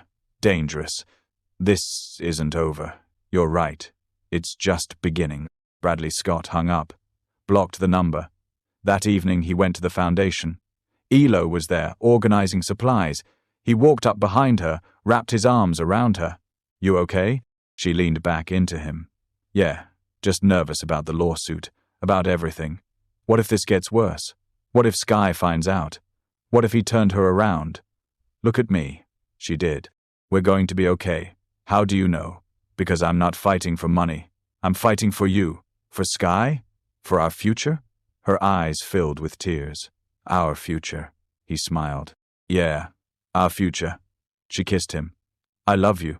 I love you too. She pulled back. Bradley Scott. Yeah. When this is over, when we win, will you ask me then? He coup-puffed her face. Are you ready? Almost. Then when you're fully ready, you won't have to wait. She smiled. Promise. Promise. Later that night, Bradley Scott couldn't sleep. He pulled out the ring box again, stared at it, thought about everything they'd been through, the pain, the healing, the love. He opened his laptop, started typing. Not a business plan, not a legal brief, a letter to Sky. Dear Sky, when you read this someday, you'll be older. Maybe you'll have kids of your own. I want you to know something. The day I met you changed my life. Not because of your mother, not because of the foundation, because you taught me what dignity looks like. You were 10 years old, selling your bike in the rain, refusing to beg. You had nothing, but you had pride. And that's when I knew I wanted to be part of your life. Not as a stranger, not as a helper, as your dad. I don't know what the future holds, but I know this. I will fight for you every single day. I will protect you, love you, show you what it means to never give up because you showed me first. Love, Dad. He saved it, closed the laptop, wiped his eyes, and for the first time in weeks, he slept peacefully. The court date was set. 4 weeks away, Bradley Scott spent every day preparing with Gregory, going over documents, rehearsing testimony, building the case. But at night, he came home to Sky. And that's when he remembered what he was fighting for. 2 weeks before court, something unexpected happened. Ara walked. Not with parallel bars. Not with a walker, just walked across the living room. 10 steps, then 15, then 20. Bradley Scott was at work when she called. Bradley Scott. Her voice was shaking. His stomach dropped. What's wrong? Nothing. Everything. I walked. He froze. What? I walked across the room by myself. He grabbed his keys. I'm coming. You don't have to. I'm coming. When he arrived, she was standing in the middle of the room. No wheelchair, no support. Just standing, smiling, crying. Sky was jumping up and down. Dad, did you see? Mommy walked. He walked slowly toward. Stopped in front of her. Stared at her legs. Then her face. You're standing. I'm standing without help. Without help. He pulled her into his arms, held her tight. She sobbed into his chest. I did it. You did it. I can't believe it. I can. She pulled back. looked at him. Will you walk with me? He took her hand. Where? Outside. I want to walk outside. They walked slowly down the street. Step by step, her hand in his. Sky rode her red bicycle beside them. People stared. Some smiled. Some looked away, but didn't care. She was walking. For the first time in 10 years, she was walking. They reached the corner. Stopped. Breathing hard. You okay? Bradley Scott asked. She nodded. Just tired. Want to go back? She shook her head. Not yet. I want to keep going. How far? She looked down the street. To the end. That's 3 blocks. I know. You sure? She squeezed his hand. I'm sure it took 20 minutes, but she made it to the end of the street where a small park sat empty, quiet. She walked to a bench, sat down. Bradley Scott sat beside her. Sky parked her bike, climbed onto the bench between them. They sat in silence watching the sunset. Finally spoke. I thought I'd never do this again. I knew you would. She looked at him. How? Because you're the strongest person I've ever met. She laughed. I'm not strong. I'm just stubborn. That's the same thing. She rested her head on his shoulder. Thank you. For what? For believing in me when I couldn't. He kissed her head. Always. Sky looked up at them. Are we staying here forever? Bradley Scott smiled. Just a little longer. Okay, because I like it here. Took her hand. Me too, baby. They sat there. 3 people, 1 family, and for the first time in years, everything felt right. That night, after Sky went to bed, Bradley Scott and sat on the couch. She was exhausted, but glowing. My legs hurt. That's good. Means they're working. She laughed. I walked 3 blocks today. I know. I was there. Tomorrow I want to walk 4. He smiled. Slow down. No, I've been slow for 10 years. I'm done being slow. He took her hand. She turned to him. Ask me. He froze. What? Ask me right now. You said you wanted to wait. I'm done waiting. Ask me. His heart hammered. Are you sure? She nodded. I'm sure. I'm ready. I believe you. I believe us. He stared at her. Then slowly he stood, walked to the bedroom, came back with the ring box. Her breath caught.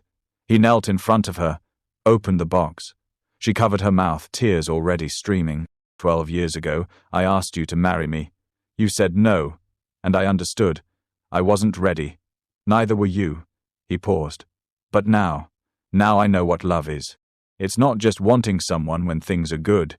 It's staying when things are hard. It's fighting for them, believing in them, never giving up.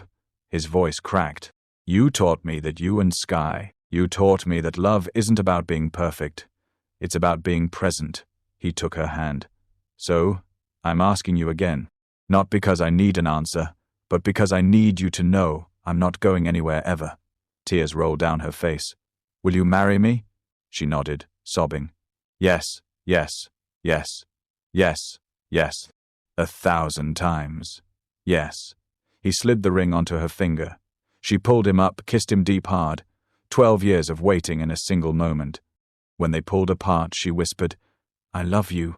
I love you too. I'm sorry I made you wait. You were worth the wait. She laughed through tears. You're crazy. You keep saying that because it's true. He held her. We're getting married. We're getting married. They sat there holding each other. And somewhere in the apartment, Sky was peeking through her door, smiling, whispering to herself. I knew it. The next morning, Sky burst into their room. You're getting married. Ah sat up, laughing. How did you know? Sky pointed to the ring. Because of that, and because I heard everything. Bradley Scott groaned. Of course you did. Sky jumped onto the bed. Can I be in the wedding? Hugged her. You're going to be the flower girl. Really? Really? What about Dad? Is he going to cry? Bradley Scott laughed. Probably good. Because I'm going to cry too. Pulled them both close. We're all going to cry. They lay there, the 3 of them, a family, finally official. That afternoon, they went to the foundation. The news spread fast. Caroline screamed, hugged them both. I'm so happy for you. Laughed. Thank you. When's the wedding? Bradley Scott looked at. When do you want it? She smiled. After we win the lawsuit, I want to walk down the aisle without any shadows hanging over us. He nodded. Deal. 1 week before court, Victor called again. Bradley Scott answered. What? Victor's voice was tight, desperate. I want to settle. Bradley Scott's eyes narrowed. Why? Because this is getting out of hand. You started it, I know, and I'm ending it. I'll drop the lawsuit. You drop yours. We walk away. Bradley Scott was quiet. Victor continued. I'll keep paying child support. I'll set up a bigger trust for Sky. Just make this go away. Why the sudden change? Silence. Then Victor spoke. Quieter. My wife found out about Sky. About everything. Bradley Scott's stomach tightened. How? Someone sent her the text messages anonymously. Bradley Scott closed his eyes. Marcus, Victor continued. She's leaving me taking half of everything. I can't afford to fight you and her. Bradley Scott should have felt victorious, but he just felt tired. I didn't send those messages. I know, but you know who did maybe. Victor's voice cracked. I made mistakes, a lot of them. I know that now. Bradley Scott said nothing. Victor continued. I can't fix what I did to or to Sky, but I can stop making it worse. Bradley Scott took a breath. I'll talk to my lawyer, thank you. Don't thank me. I'm not doing this for you. I'm doing it for them. Victor was quiet, then whispered. Tell Sky. No. What? You don't get to say anything to her. You lost that right. I just wanted to say I don't care. You made your choice. Now live with it. Bradley Scott hung up, sat there breathing, wheeled in. Who was that? Victor. He wants to settle. What did you say? That I'd think about it. She wheeled closer. What do you want to do? He looked at her. What do you want? She thought for a moment. I want it to be over. I don't want Sky growing up in the shadow of a court case. He nodded. Then we settle. You're okay with that? I'm okay with whatever gives us peace. She took his hand. Thank you for what? For putting us first. Always. The settlement was signed. 1 week later, Victor dropped the lawsuit. Bradley Scott dropped his Victor, agreed to pay $50,000 a year in child support until Sky turned 18, plus a $200,000 trust fund. In return, Bradley Scott agreed not to pursue any further legal action. It wasn't perfect, but it was over. That night they celebrated, not with champagne, not with fancy dinners, just pizza, ice cream, movies, the three of them, on the couch. Sky fell asleep halfway through. Bradley Scott carried her to bed. When he came back, was standing by the window, actually standing. Hey, he said. She turned, smiled. Hey, what are you thinking? That a year ago I was ready to give up. And now she looked at the ring on her finger. Now I have everything. He walked over, wrapped his arms around her. So do I. She turned in his arms.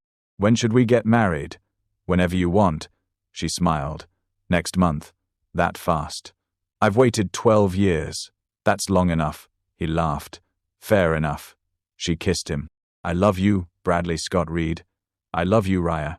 Soon to be Reed. He smiled. I like the sound of that. Me too. They stood there holding each other, two people who'd lost everything and found it all again. The wedding was small, intimate, no ballrooms, no hundreds of guests, just the foundation's courtyard decorated with lights and flowers. 50 people, maybe less, the ones who mattered. The morning of the wedding, Bradley Scott woke up in his apartment. Alone, had insisted, bad luck to see the bride before the ceremony. He'd argued, lost. Now he stood in front of the mirror, adjusting his tie. His phone buzzed. A text from Sky. Dad, are you nervous? He smiled, typed back, terrified. Good. That means you love her. He laughed, this kid. See you soon, kiddo. See you soon, Dad. At the foundation, sat in front of a mirror.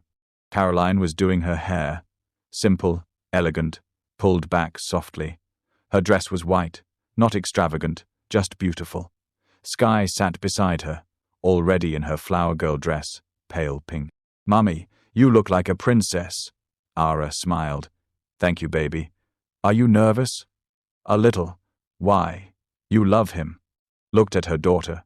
I do, but what if I mess it up? Sky took her hand. You won't?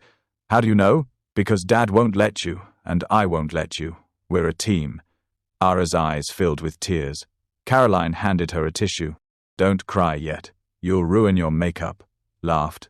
Too late. An hour later, guests began arriving. Marcus, Gregory, the therapist, the families from the foundation. People whose lives had been changed by the red bicycle. They filled the courtyard, smiling, talking quietly. Bradley Scott stood at the altar, hands clasped, heart pounding. Marcus stood beside him. "Best man, you ready?" Bradley Scott nodded. "Been ready for 12 years. You look like you're going to pass out." "I might," Marcus laughed. "Don't. Would kill me." The music started. Everyone stood. Skye walked down the aisle first, red pedals in her basket matching the red bicycle parked at the front. She smiled at Bradley Scott, whispered, "Don't cry yet." He laughed, wiped his eyes. Then the music changed. Everyone turned and there she was, Raya walking. No wheelchair, no walker, just walking down the aisle, slowly, carefully, but walking. Caroline walked beside her, arm linked, supporting without carrying. Bradley Scott's breath left his body. She was the most beautiful thing he'd ever seen. Not because of the dress, not because of the makeup, because she was walking toward him, choosing him. After everything, she reached the altar. Caroline kissed her cheek, whispered something, nodded, smiled. Then Caroline stepped back, stood in front of Bradley Scott. He stared at her. She smiled. "Hi.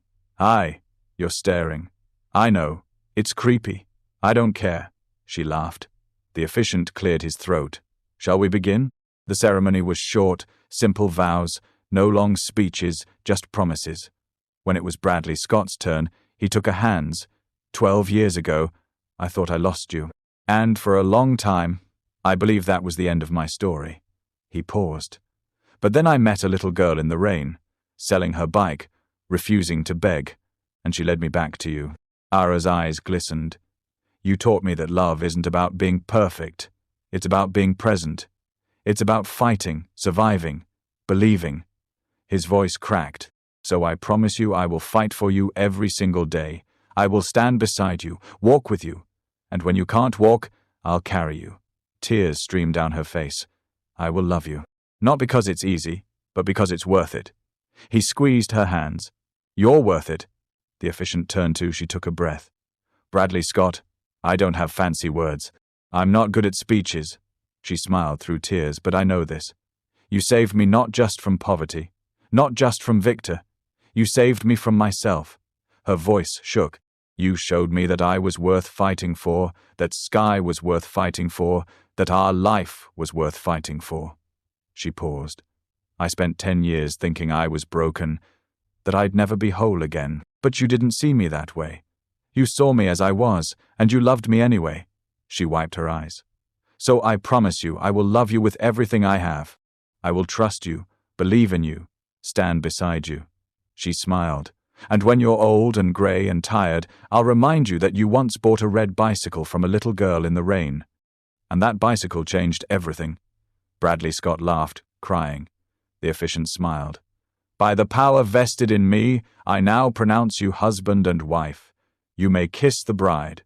Bradley Scott pulled her close, kissed her, deep, tender. 12 years in a single kiss. 12 years. One red bicycle. One little girl who refused to beg. And now this. If you're crying right now, welcome to the club. Hit subscribe because you're part of this family now. And families stick together. Tell me in the comments what moment in this story broke you the most. Was it the rain? The bike? The walk down the aisle? I want to hear your story. Everyone clapped. Skye screamed. They did it. The reception was simple. Tables, food, music. But the joy was enormous. People danced, laughed, celebrated. At one point, Bradley Scott pulled A onto the dance floor. "What are you doing?" she asked. "You said when you walked again you'd dance with me." "I'm not a good dancer." "Neither am I." He pulled her close. They swayed slowly, her head on his chest, his arms around her. "Thank you," she whispered. "For what? For not giving up on me? Never." They danced in silence. Then Skye ran over. "Can I dance too?" Bradley Scott picked her up, held her between them. The three of them danced. A family finally complete. Later that night, after everyone left, they sat in the courtyard. Just the three of them. Skye was asleep on Bradley Scott's lap. Ara leaned against his shoulder. "I can't believe we did it," she said. Did what? Got married. Built a foundation. Survived everything. He kissed her head. We didn't just survive, we thrived. She smiled. I like that. They sat in silence. The red bicycle sat nearby, shining in the moonlight. Bradley Scott looked at it. You know what's crazy? What? That bike. That one moment. Changed everything. Nodded. It did. If Sky hadn't been there that day. But she was. He looked at Sky sleeping peacefully. Yeah, she was. Ara took his hand. Do you think we would have found each other anyway? He thought for a moment. I don't know, but I'm glad we don't have to find out. She smiled. Me too. They sat there. The courtyard quiet. The night peaceful. Two people who'd lost everything and found it all again. Not because of luck, not because of fate, but because a little girl refused to beg, and a man refused to look away. The next morning, they woke up in Bradley Scott's apartment. Their apartment now. Sky was already awake, making pancakes badly. Bradley Scott walked into the kitchen. What are you doing? Making breakfast for the newlyweds. Raya wheeled in, laughing. This should be interesting. Sky flipped a pancake. It landed on the floor. Oops. Bradley Scott picked it up. Nice try, kid. I'll get better. I know you will. They sat down, ate slightly burned pancakes, laughed, talked, planned. At one point, Sky looked at them. Can I ask you something? Anything? Bradley Scott said. Are we going to be okay forever? Reached across the table, took her hand. Yeah, baby, we're going to be okay. Promise. Bradley Scott took her other hand. Promise. Sky smiled. Good, because I like this us together. Filled with tears. Me too. Bradley Scott nodded. Me too. They sat there. A family built not from blood, but from choice. And that made it even more real. That afternoon, they went to the foundation. The sign out front had been updated. The Red Bicycle Foundation, founded by Bradley Scott Reed. Stared at it. Reed, she whispered. Bradley Scott wrapped his arm around her. Get used to it, she smiled. I think I will. They walked inside. The place was full. Families, kids, volunteers, people living, thriving, surviving because of one red bicycle. Sky ran ahead, helping a little girl pick out a bike. Bradley Scott watched her. She's going to change the world. Nodded. She already has. He looked at her. So have you. She shook her head. We did it together. Together, he repeated. They stood there, watching their daughter, watching their foundation, watching their life unfold. And Bradley Scott realized something. He'd spent 12 years building an empire, but this right here was his legacy. Not the money, not the success. This. A family, a purpose, a life worth living. 6 months after the wedding, something changed. Not bad, just different. Bradley Scott stood in his office, looking at a letter, an offer to buy his company, $200 million, life-changing money. Even for him, he stared at the number, thought about what it meant, security forever, for Sky, for the foundation. He picked up his phone, called Gregory. I got the offer and I'm thinking about it. Gregory was quiet. You've built this company from nothing. I know you'd be walking away from everything. Not everything, just the business. What would you do instead? Bradley Scott looked out the window at the city below. I'd live. That evening, he came home late, was reading on the couch. Sky was asleep. She looked up. You okay? He sat beside her. I got an offer today. For what? To sell the company. Her eyes widened. What? 200 million? She stared at him. That's life-changing. I know. What did you say? Nothing yet. I wanted to talk to you first. She set down her book. What do you want to do? He leaned back. I don't know. Part of me wants to take it, retire, spend time with you and Sky. And the other part feels like I'd be giving up. Like I'd be quitting. She took his hand. You wouldn't be quitting. You'd be choosing. Choosing what? A different life. One where you're not working 80 hours a week. Where you're here present with us. He looked at her. You want me to take it? I want you to do what makes you happy. You make me happy. She smiled. Then the answer's easy. He pulled her close. Is it? Yeah, it is. The next morning, Bradley Scott called Gregory. I'm taking the offer. Silence. You're sure? I'm sure, Bradley Scott. You know, once you sign. I know. And I'm okay with it. Gregory sighed. All right. I'll draw up the papers. Thanks, Gregory. Bradley Scott. Yeah. For what it's worth, I think you're making the right choice. Bradley Scott smiled. So do I. 2 weeks later, the sale was finalized. Bradley Scott walked out of the office for the last time. No employees, no meetings, no deals, just him and a check for $200 million. He sat in his car, stared at the building, 12 years of his life, and now it was over. He felt nothing, no regret, no sadness, just peace. He drove home. When he walked in, was in the kitchen making dinner, walking, moving, living. She turned, smiled. How'd it go? He held up the check. Done. She walked over, looked at it. That's a lot of zeros. Yeah. How do you feel? He thought for a moment. Free. She wrapped her arms around him. Good. They stood there holding each other. Then Sky ran in. Dad, you're home early. He picked her up. Yeah. And I'm going to be home early every day now. Her eyes went wide. Really? Really? Does that mean you can come to my school play? He laughed. When is it? Next Thursday. 2. I'll be there. She hugged him. Promise. Promise. That night, after Sky went to bed, Bradley Scott and sat on the balcony. The city stretched out below them, but for once, Bradley Scott wasn't looking at it. He was looking at her. You know what's funny? He said. What? A year ago, I had everything. Money, success, power, but I felt empty. She took his hand. And now I have less. But I feel full. She smiled. That's because money can't buy what matters. What matters? She looked at him. This us, the foundation. Waking up next to someone you love. Going to bed knowing you made a difference. He squeezed her hand. You're right. I usually am. He laughed. Don't get cocky. She leaned her head on his shoulder. What are you going to do now with all that free time? I don't know. Maybe travel. Maybe just be present. Maybe teach Sky how to ride a bike without training wheels. She already knows how. Then I'll teach her something else. Raya smiled. Like what? Like how to be kind, how to fight for what's right, how to never give up. I think she already knows that too. Then I'll remind her every day. They sat in silence. The night was cool, peaceful. Finally spoke. Bradley Scott. Yeah. Do you regret it? Selling the company? He shook his head. Not even a little. Why not? He turned to face her.